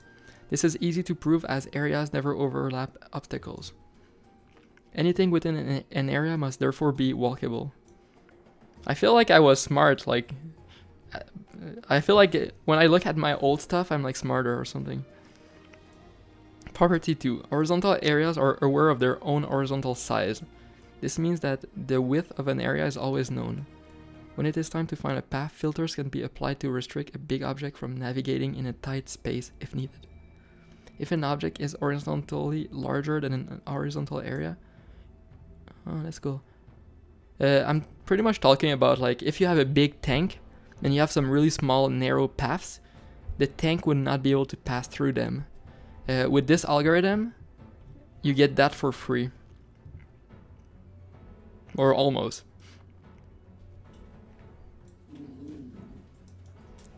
Whenever you choose to use this property is up to you. Do note that when going from one horizontal area into another adjacent one, you need to compute the horizontal size of the section that they share together. Huh.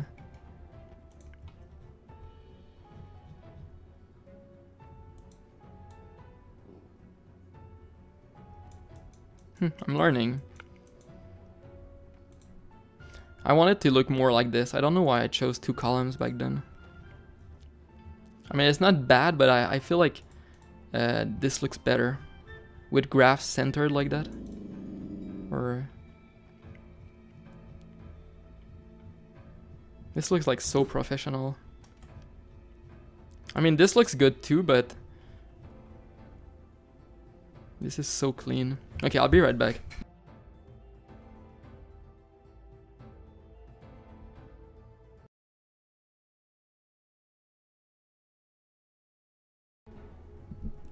Okay, I glitched my mic for a sec.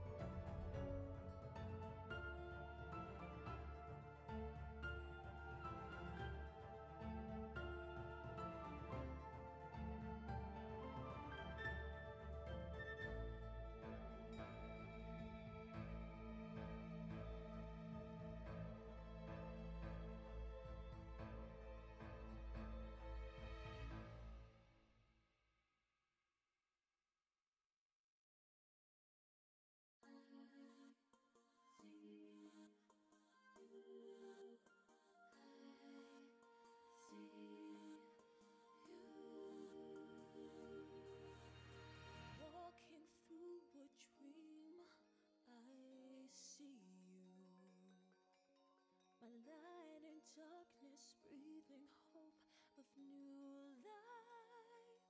Now I live through you and you through me, enchanting. I pray in my heart that this dream never ends. I see me through your eyes, breathing new life, flying high. Your love shines the way into paradise. So I offer my life as a sacrifice. I live through your love. You teach me how to see all that's beautiful. My senses touch your world I've never pictured. Now I give my heart to you. I surrender. I pray in my heart that this world never ends. I see me through your eyes. Okay.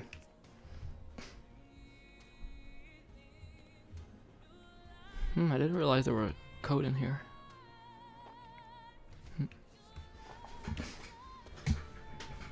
Oh, I like that song. Hey, I saw the movie yesterday at the cinema. Bohemian Rhapsody. That was such a good movie. I'm so tempted to put some Queen music right now.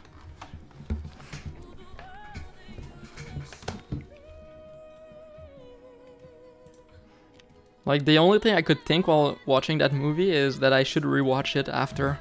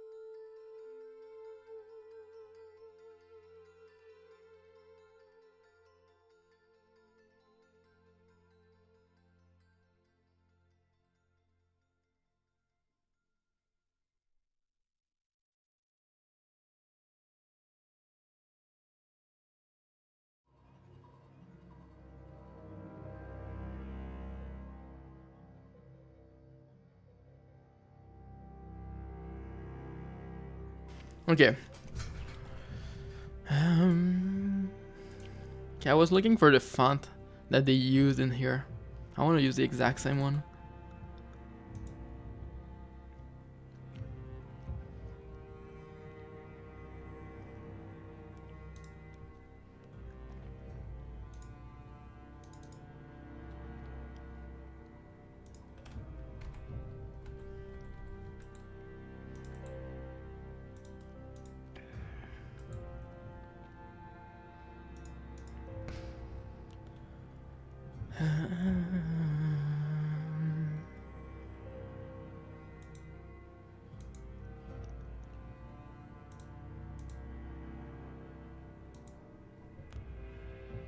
Okay, copy that.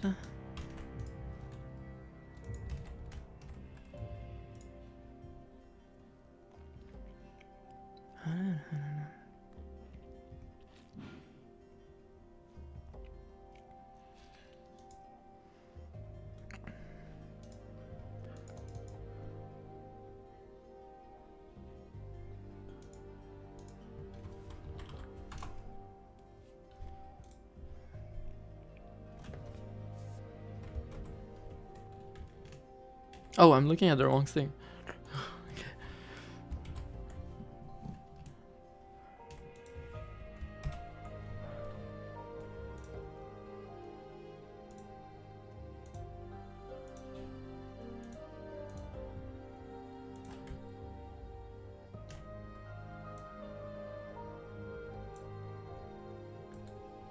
Why am I on Bitcoin thing? I must have clicked the link. I just want to make sure that.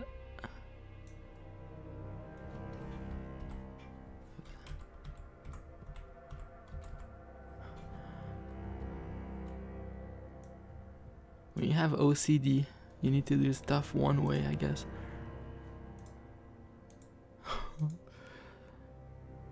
There we go, that's good enough. Okay. I'm waiting for a tool to give me the font.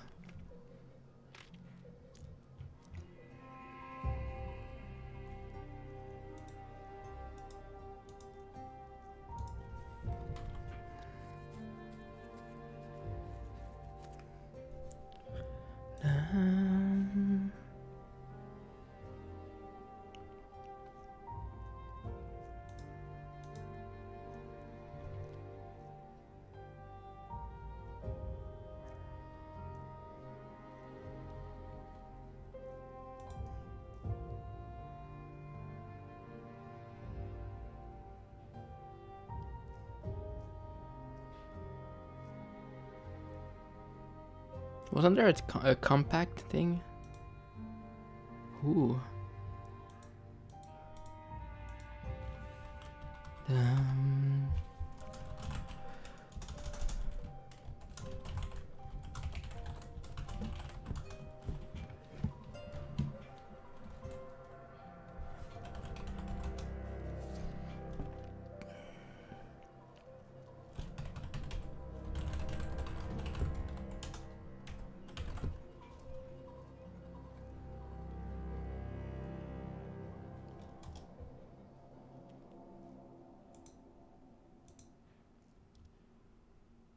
I don't want this to be blue.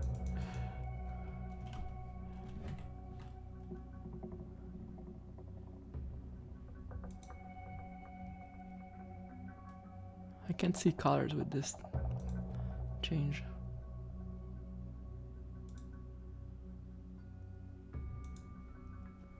That hurts.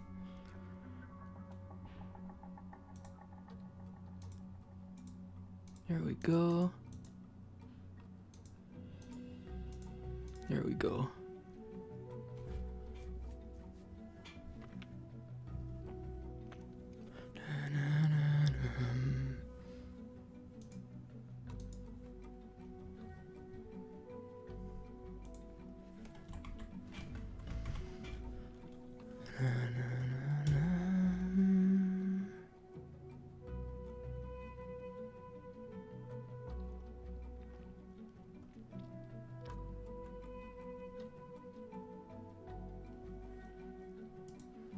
I wonder if they already have some template for me.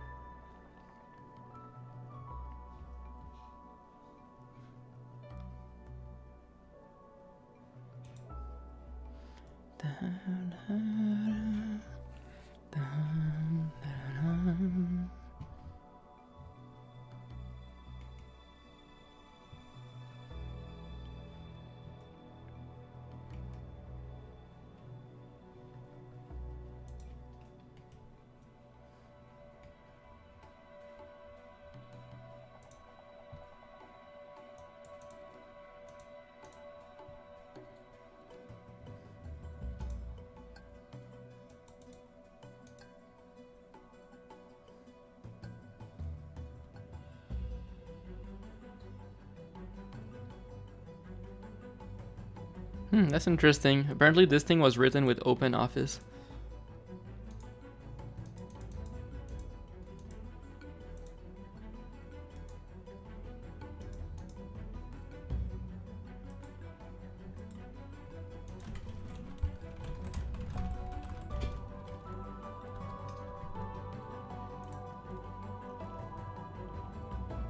Yeah, I'm doing it.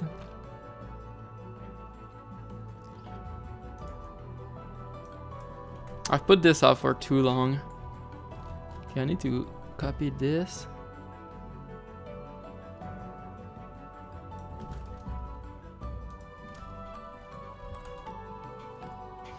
This is probably a really simple font. If I was like more of an artist or a designer thing, I probably would know the font right away.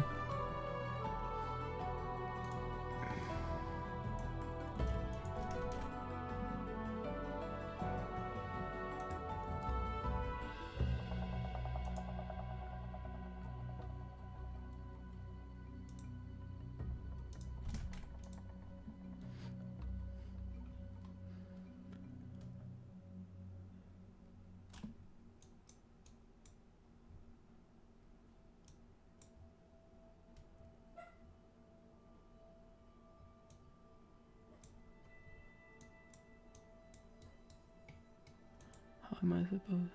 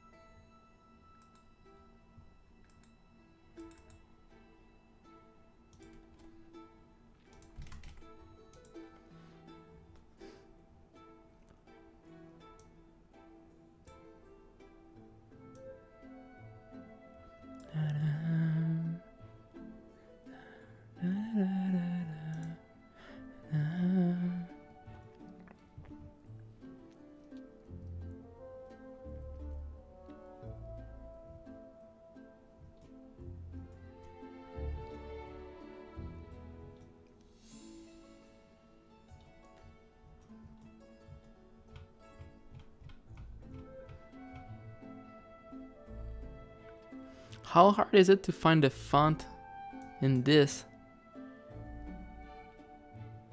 Man, I just want the font. I guess I'm just getting obsessed for no reason. Okay, fine. Okay.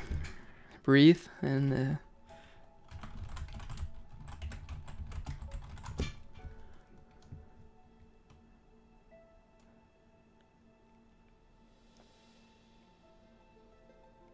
You're telling me to use Arial?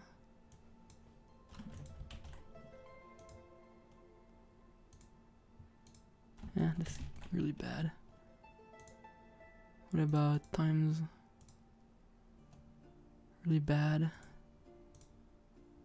I hate that.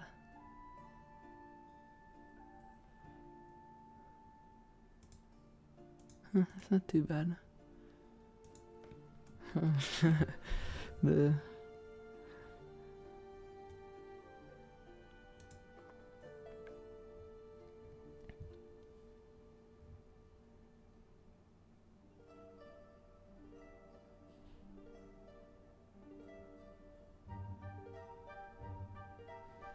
What about courier?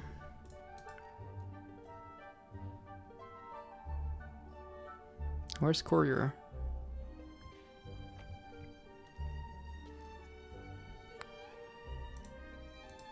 I kind of like that.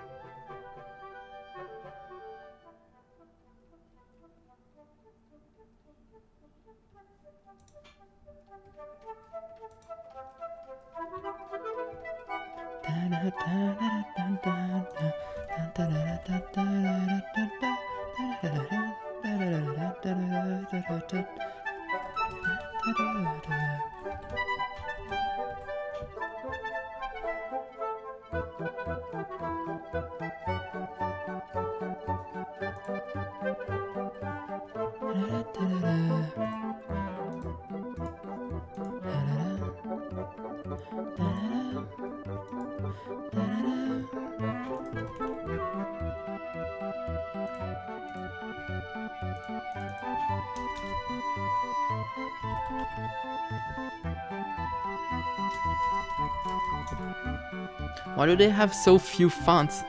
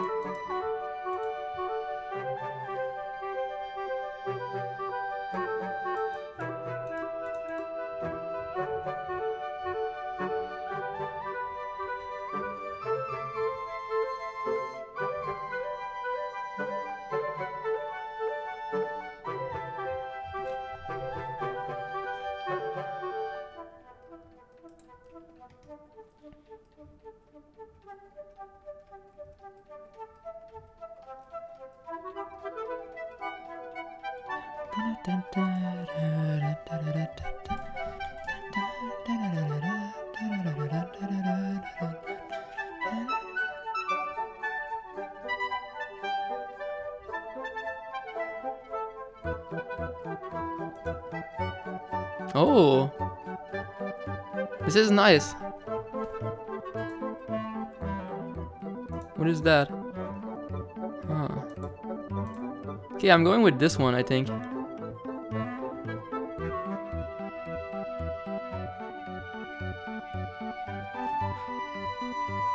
Yeah.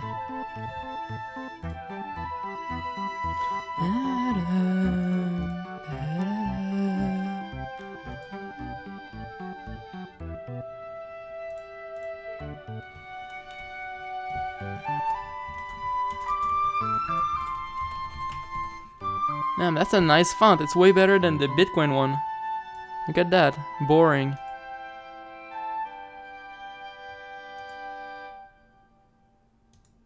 This looks so good.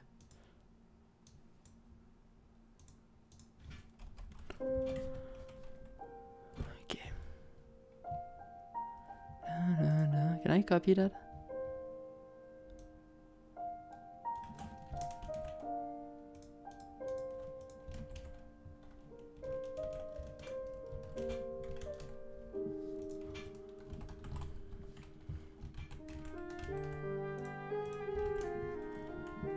Huh, I guess it's copying the...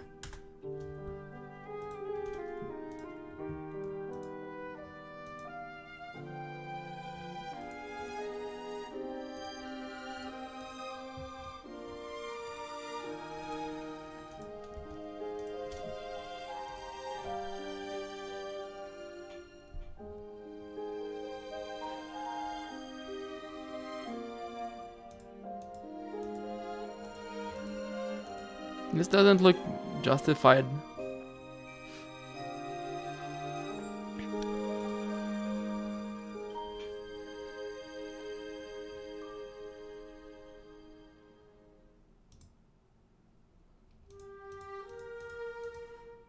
Why does it only look this small?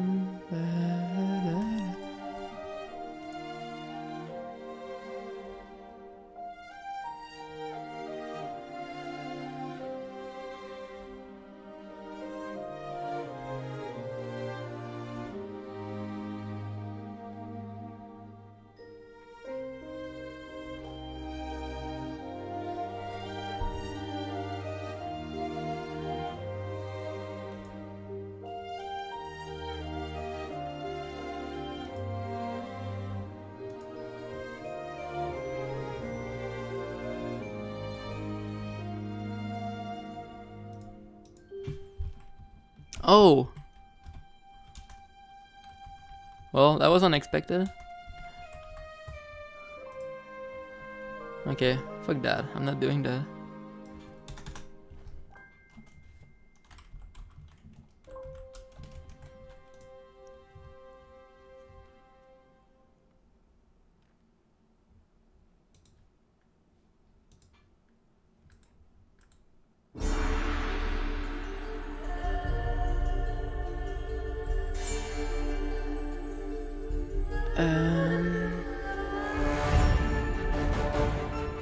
Oh, everything's crashed. Hopefully I'm not boring you guys to death right now. I'm just having fun and fun, like playing with formatting and everything.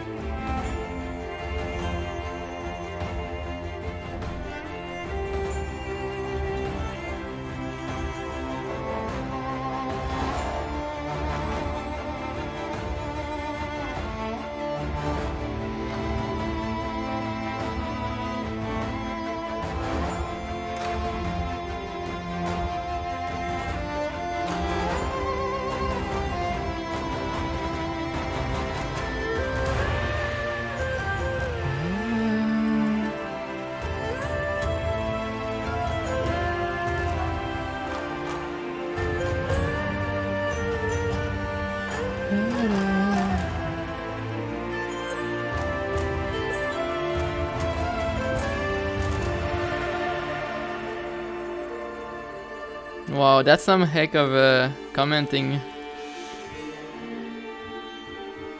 Where's the freaking paper now? Abstract.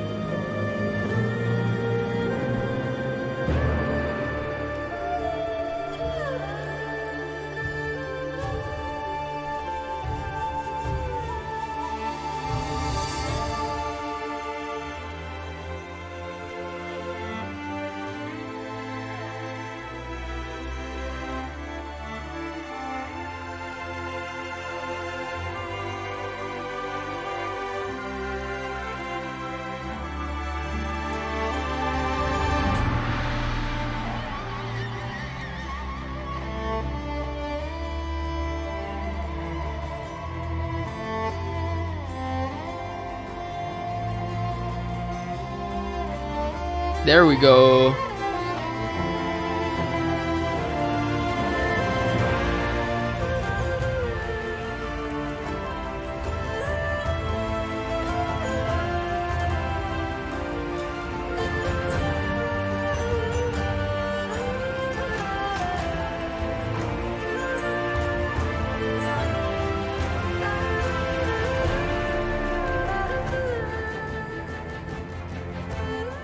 I like the font for bold, but I don't like it for those stuff that's not bold. Let's try that. No way.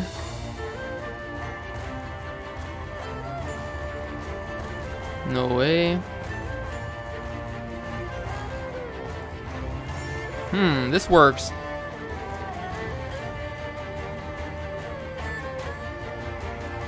Yeah, this works.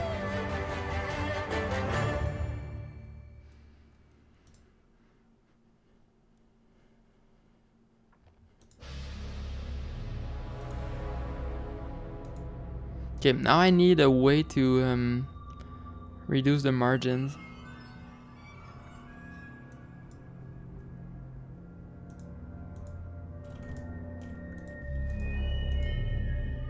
I'll have to eyeball it. Oops.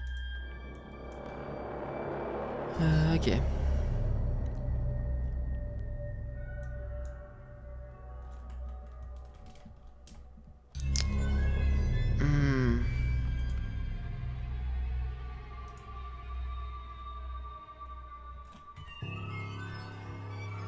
This needs to be a bit more.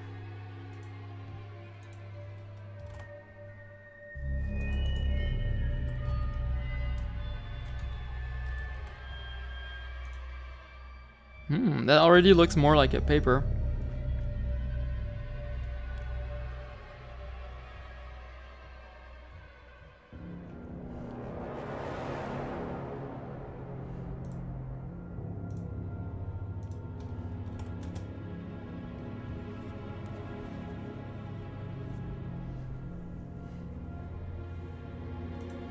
Okay.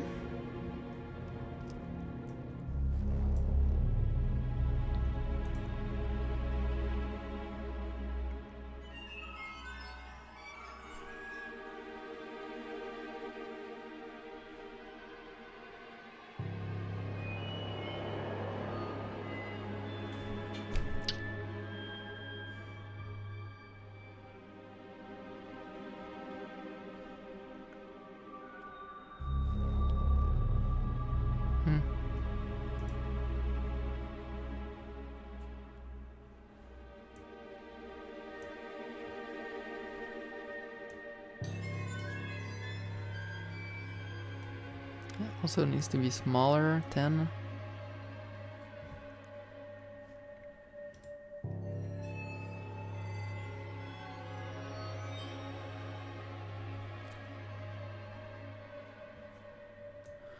This font, this looks smaller to me than the rest of the text. What about this? 11. How much is this? Okay, I'm boosting this up to like maybe 18. No. 14. Was that where I was before? I forgot.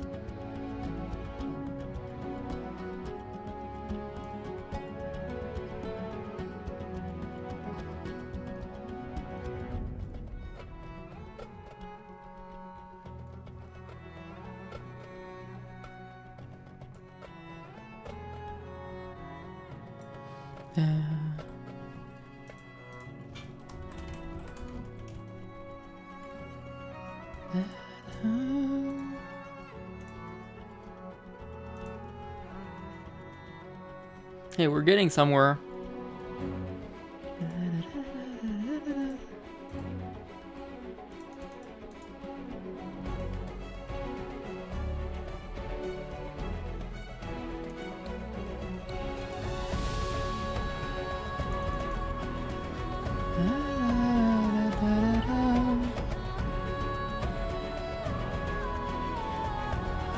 Actually, let's try everything 1.5. Never mind.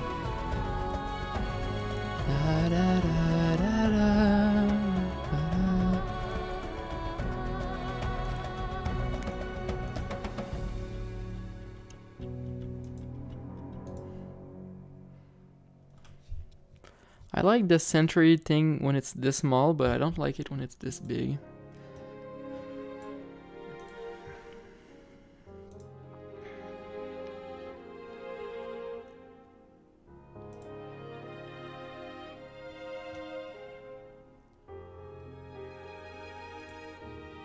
Oh. Almost looks good. I'll consider it.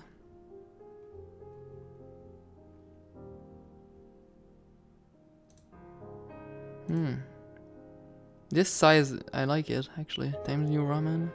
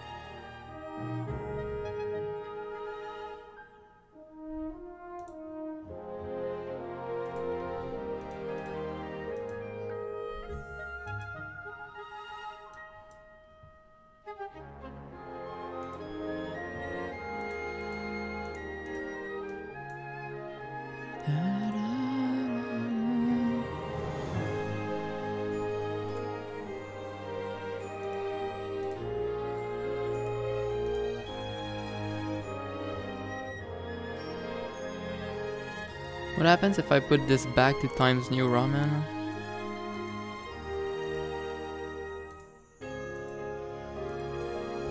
Hmm.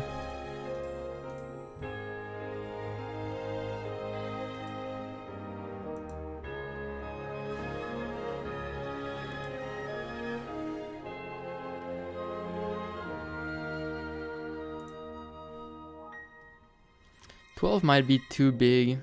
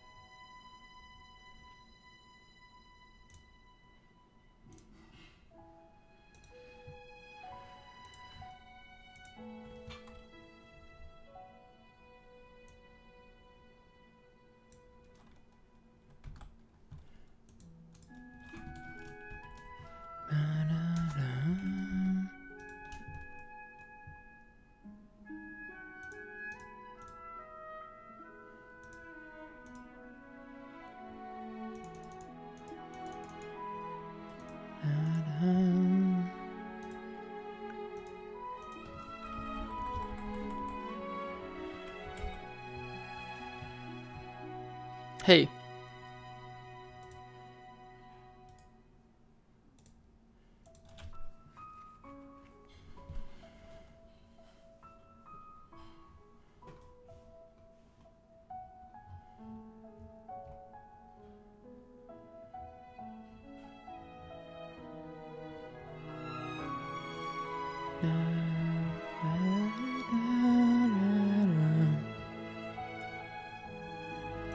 How am I doing? Pretty good. Everything I'm doing is working. So that's really nice.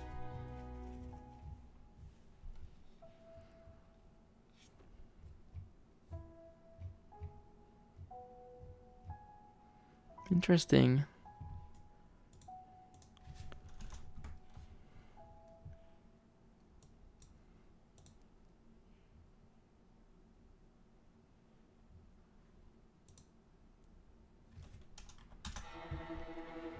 No, I'm just doing this for fun.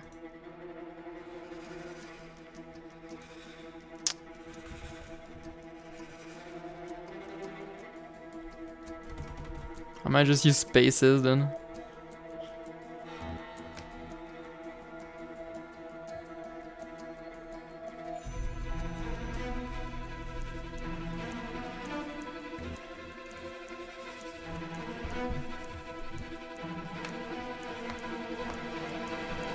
How can I do that? I don't know. I just do.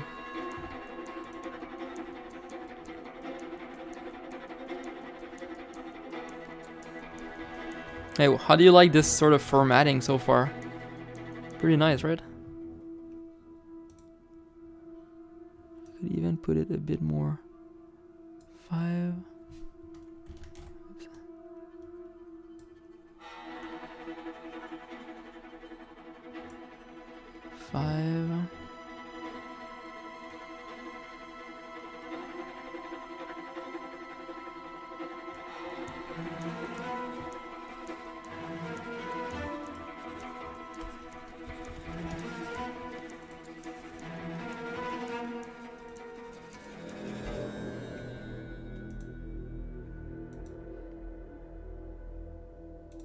Yeah. It's probably really similar.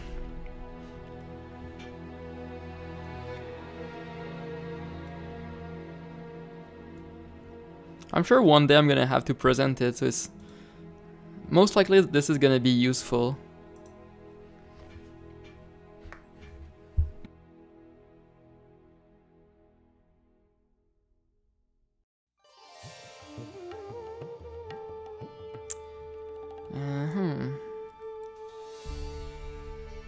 I mean, this has to be rewritten already, but whatever.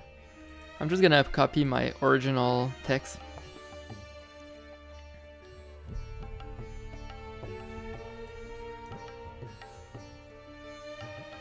Wow, 2 weeks.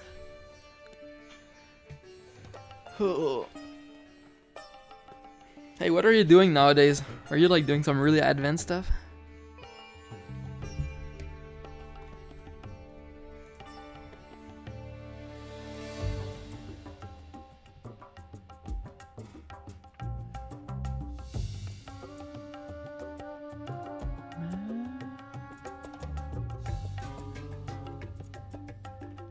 College.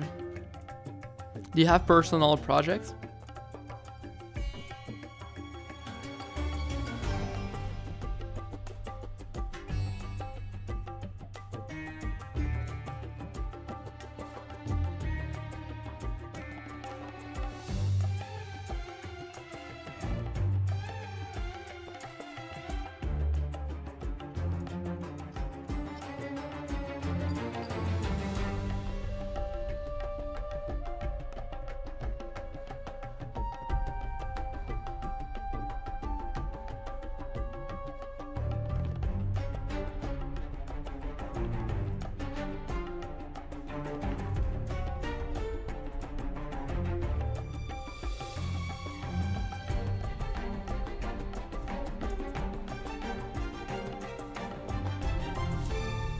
That's good then.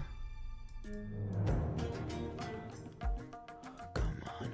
Oh, right. I forgot. There's this feature thing. Let's remove that. 1, 2, 3, 4. Wasn't there like a little thing I can do? Not that.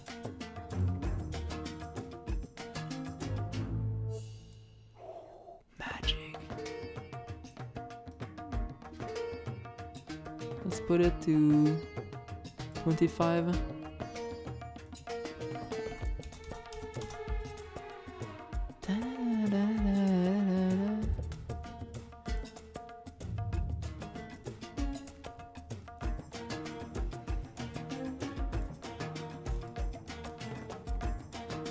Hmm.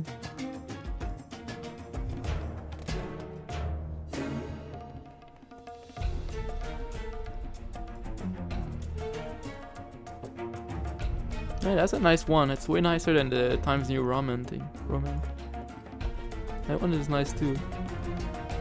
I'm going with school though. Nice big one. How big is it? Yeah, okay.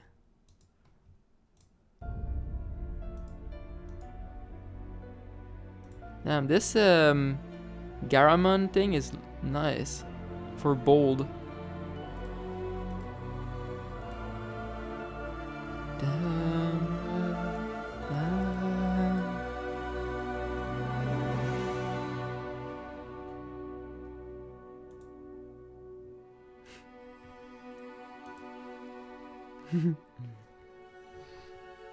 There's a project that I just opened and it says that my Git has over 5,000 uncommitted changes.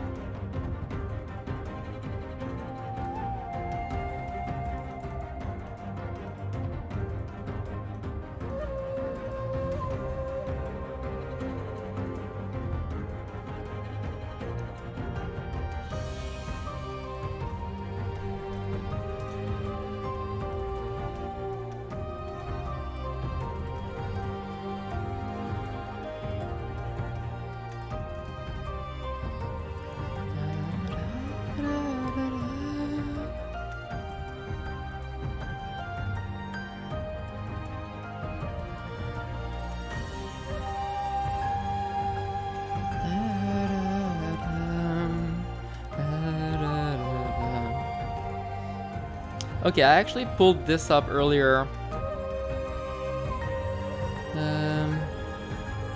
There's a lot of papers right here.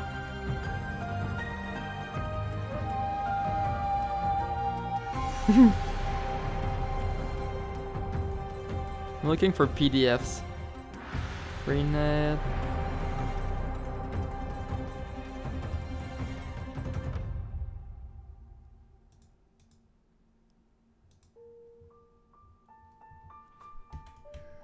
You see, like, I don't like this formatting at all. I feel like this makes it harder to read.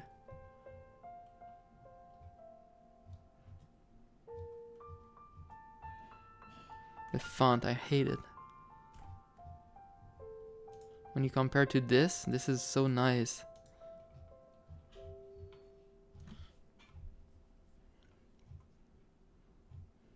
Yeah, this is hard to read.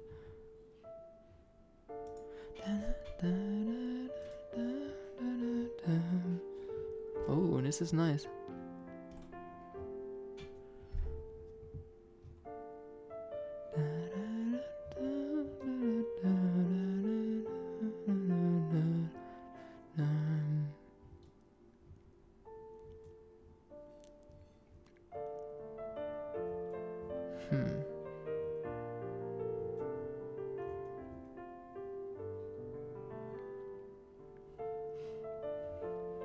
At some point I liked 2 columns, but not anymore.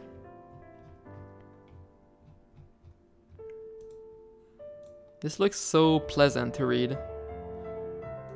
This is fun. The other paper I had the other day, I guess I still have it open. I never close stuff.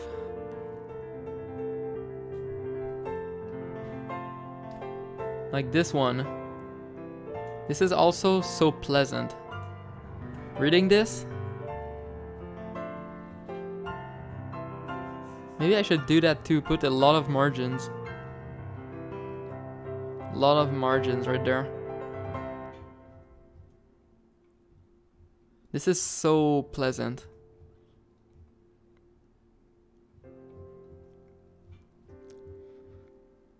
Like this is like the One question.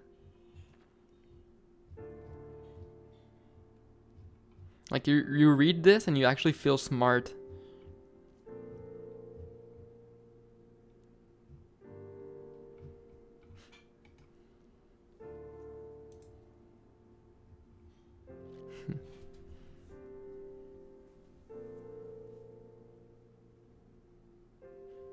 It's interesting how they wrote the emails.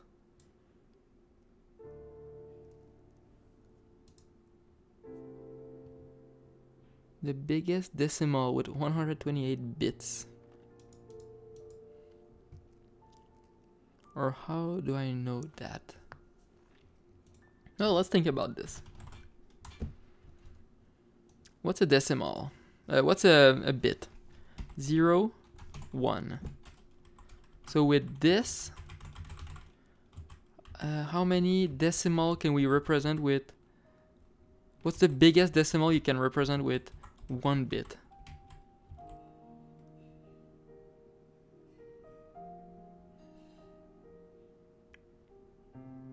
Wait, actually, I think I misunderstood your question.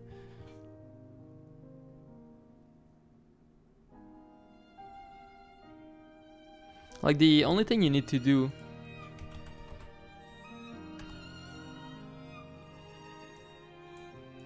like you do 2 to the power, I guess I can't do this here.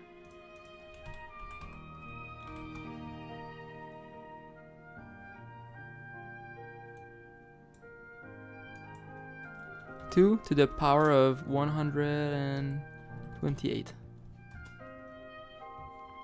So with this, the biggest decimal is that.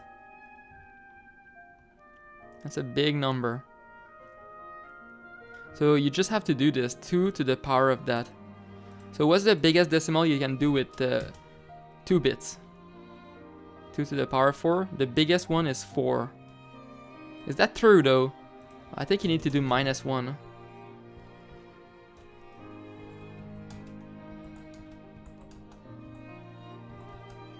Yeah.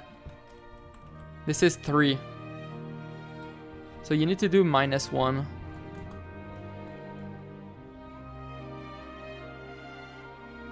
Three. So if you have 0, 28 that you wrote, -1, that's the number.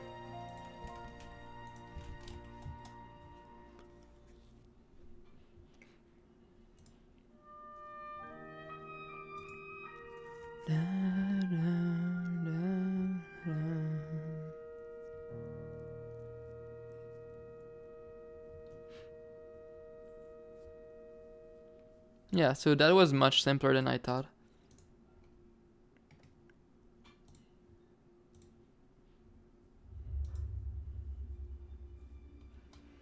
Man, I like this. I need to do that. Those big margins. Like, this was nice, but this is, there's like something to this white space that I like. Makes it look like you're actually like the real deal.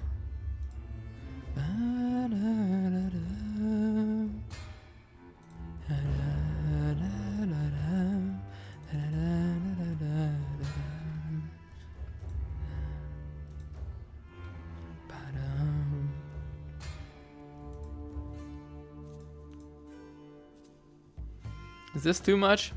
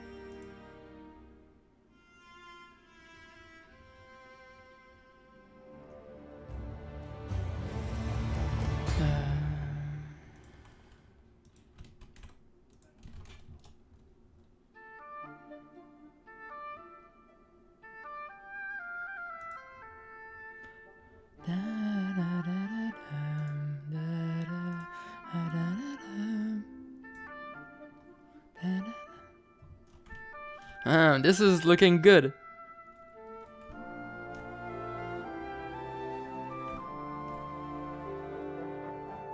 Is it not the same paper?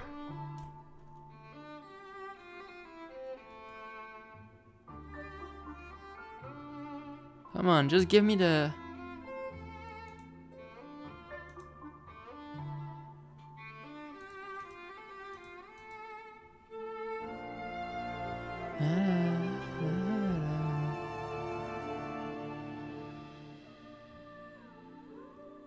Okay, they have it a bit bigger.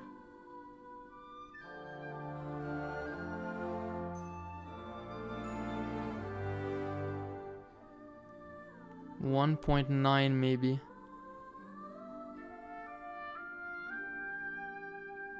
Is this not the same?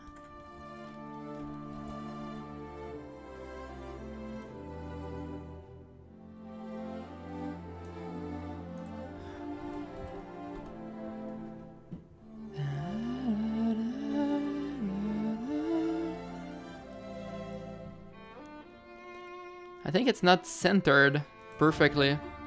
I think there's more space here than the other side. That's interesting. Maybe this is part of the aesthetics right here.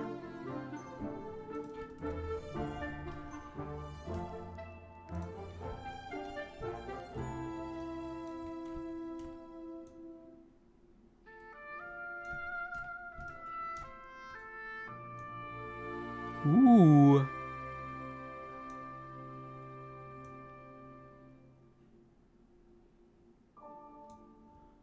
Huh.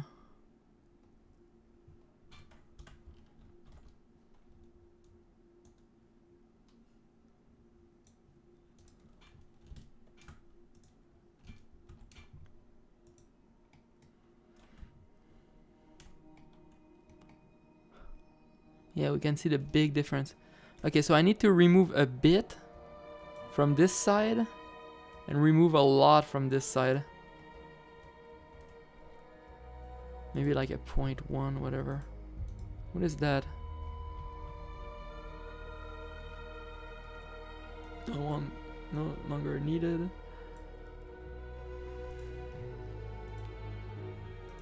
Page setup. So I remove a bit from the last 1.9. Boop. And I remove a lot. How many points? 4 maybe? 1.6. There we go. Boom. Okay, this is already looking really nice.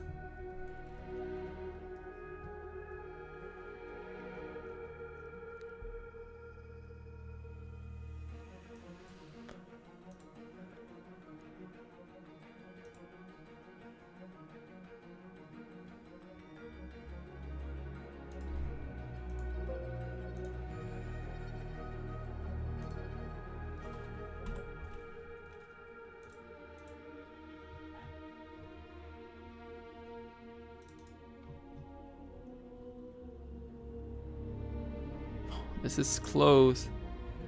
It's close enough that I like it enough. That I'm fine with this.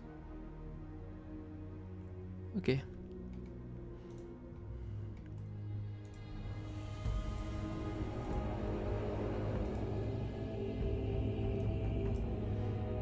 Next, I want to look at this little margin right there. It's really close. Also, I need this spacing thing.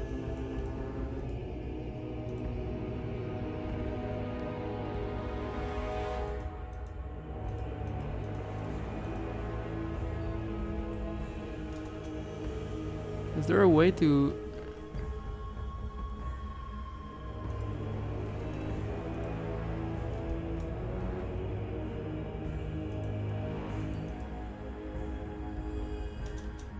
I mean, this is the right thing, but I want it to be...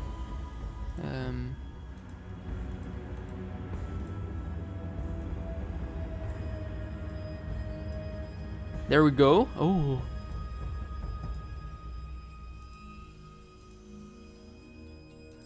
These guys are not putting the point. Bitcoin puts the point. I like the Bitcoin way.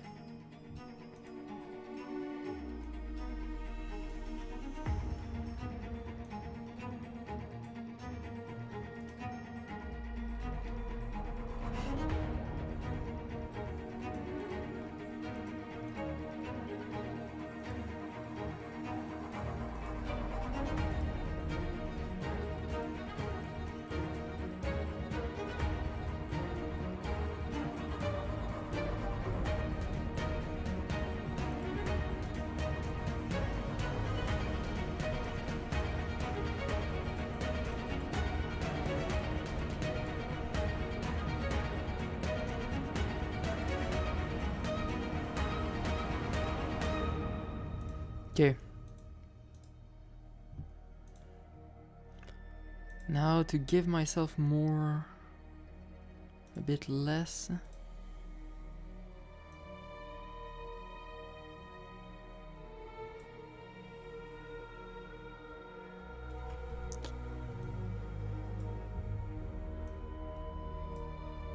Like that.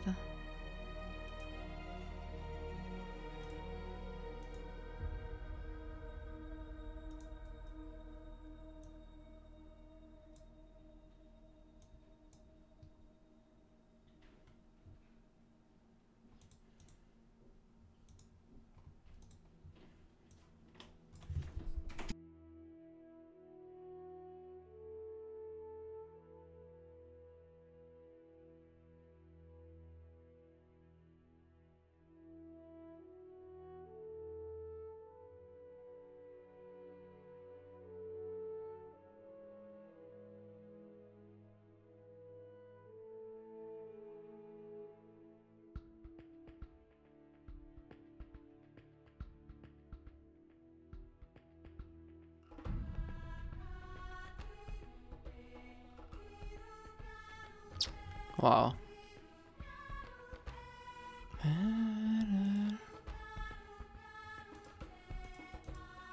I like doing this, like just a bit of formatting.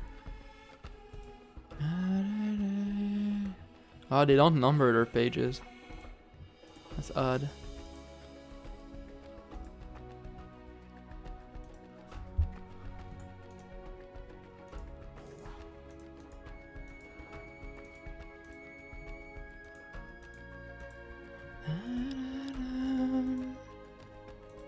Do I put a break? Page break?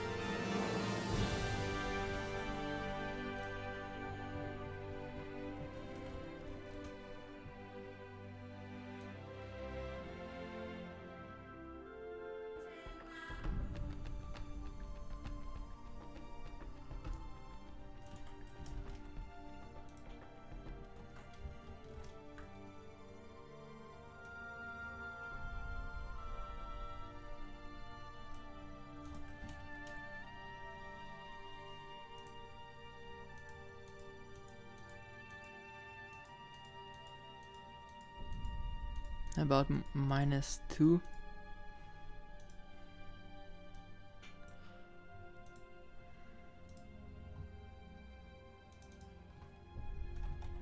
.8.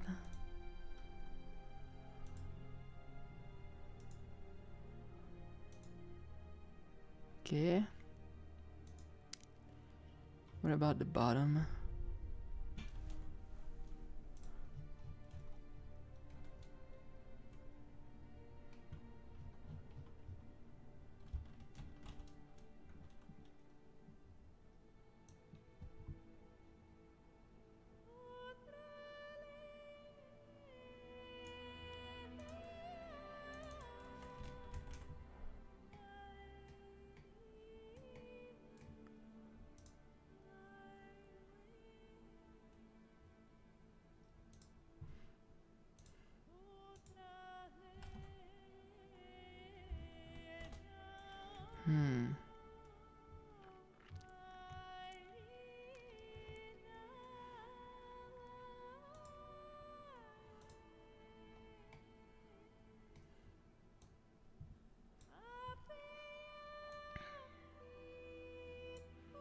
This is what? 564?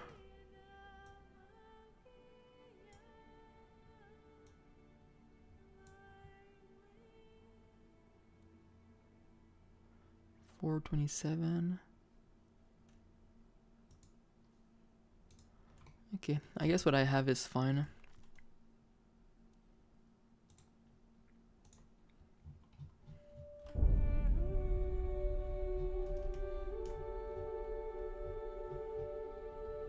Yeah, there's way more space at the bottom than at the top.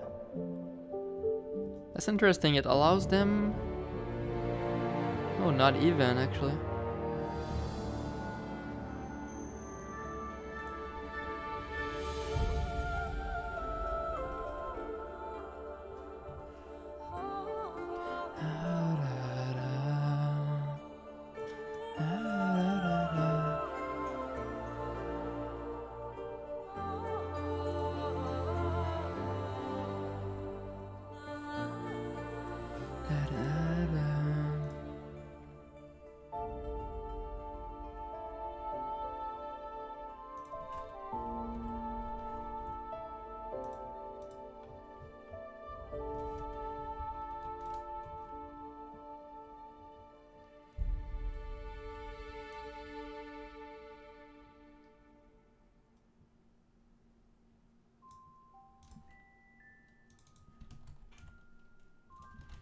You know what?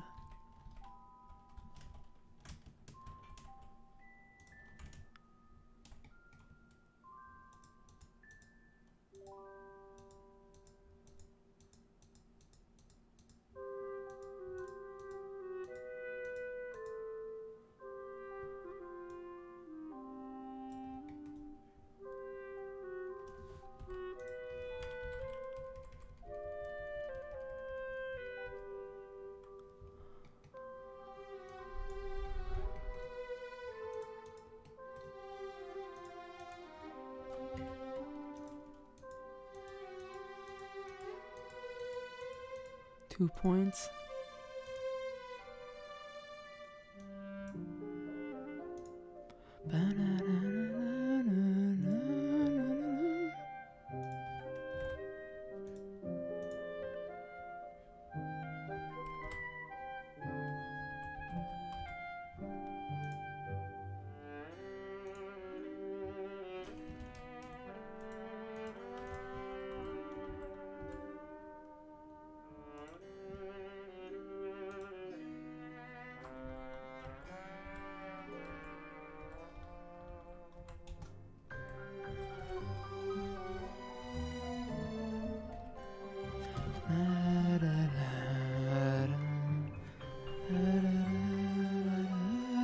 Okay, I need to go now. So I've got pretty much the basics for my formatting. I just need now to... what do I need? I need to specifically save my formatting, like the options, save stuff. And then I can reuse that all throughout my document. 31.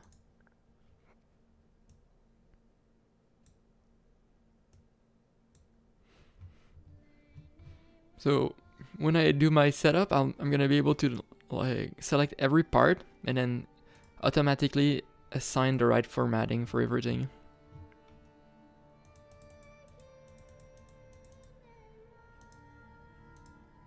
Yeah, anyway.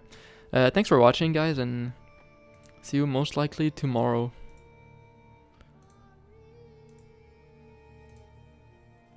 Yeah.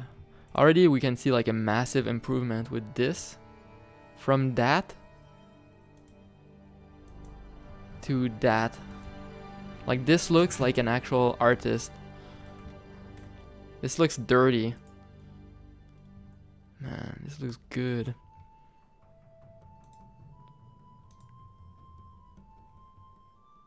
This is quality right there.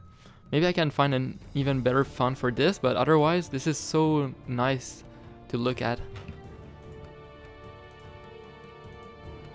This is not nice to look at. It's like you have so many little things everywhere. Like Roman numbers. I feel like Romans make this even harder. This is not nice step. Yeah, anyway. Have a good night or evening, everyone. Peace.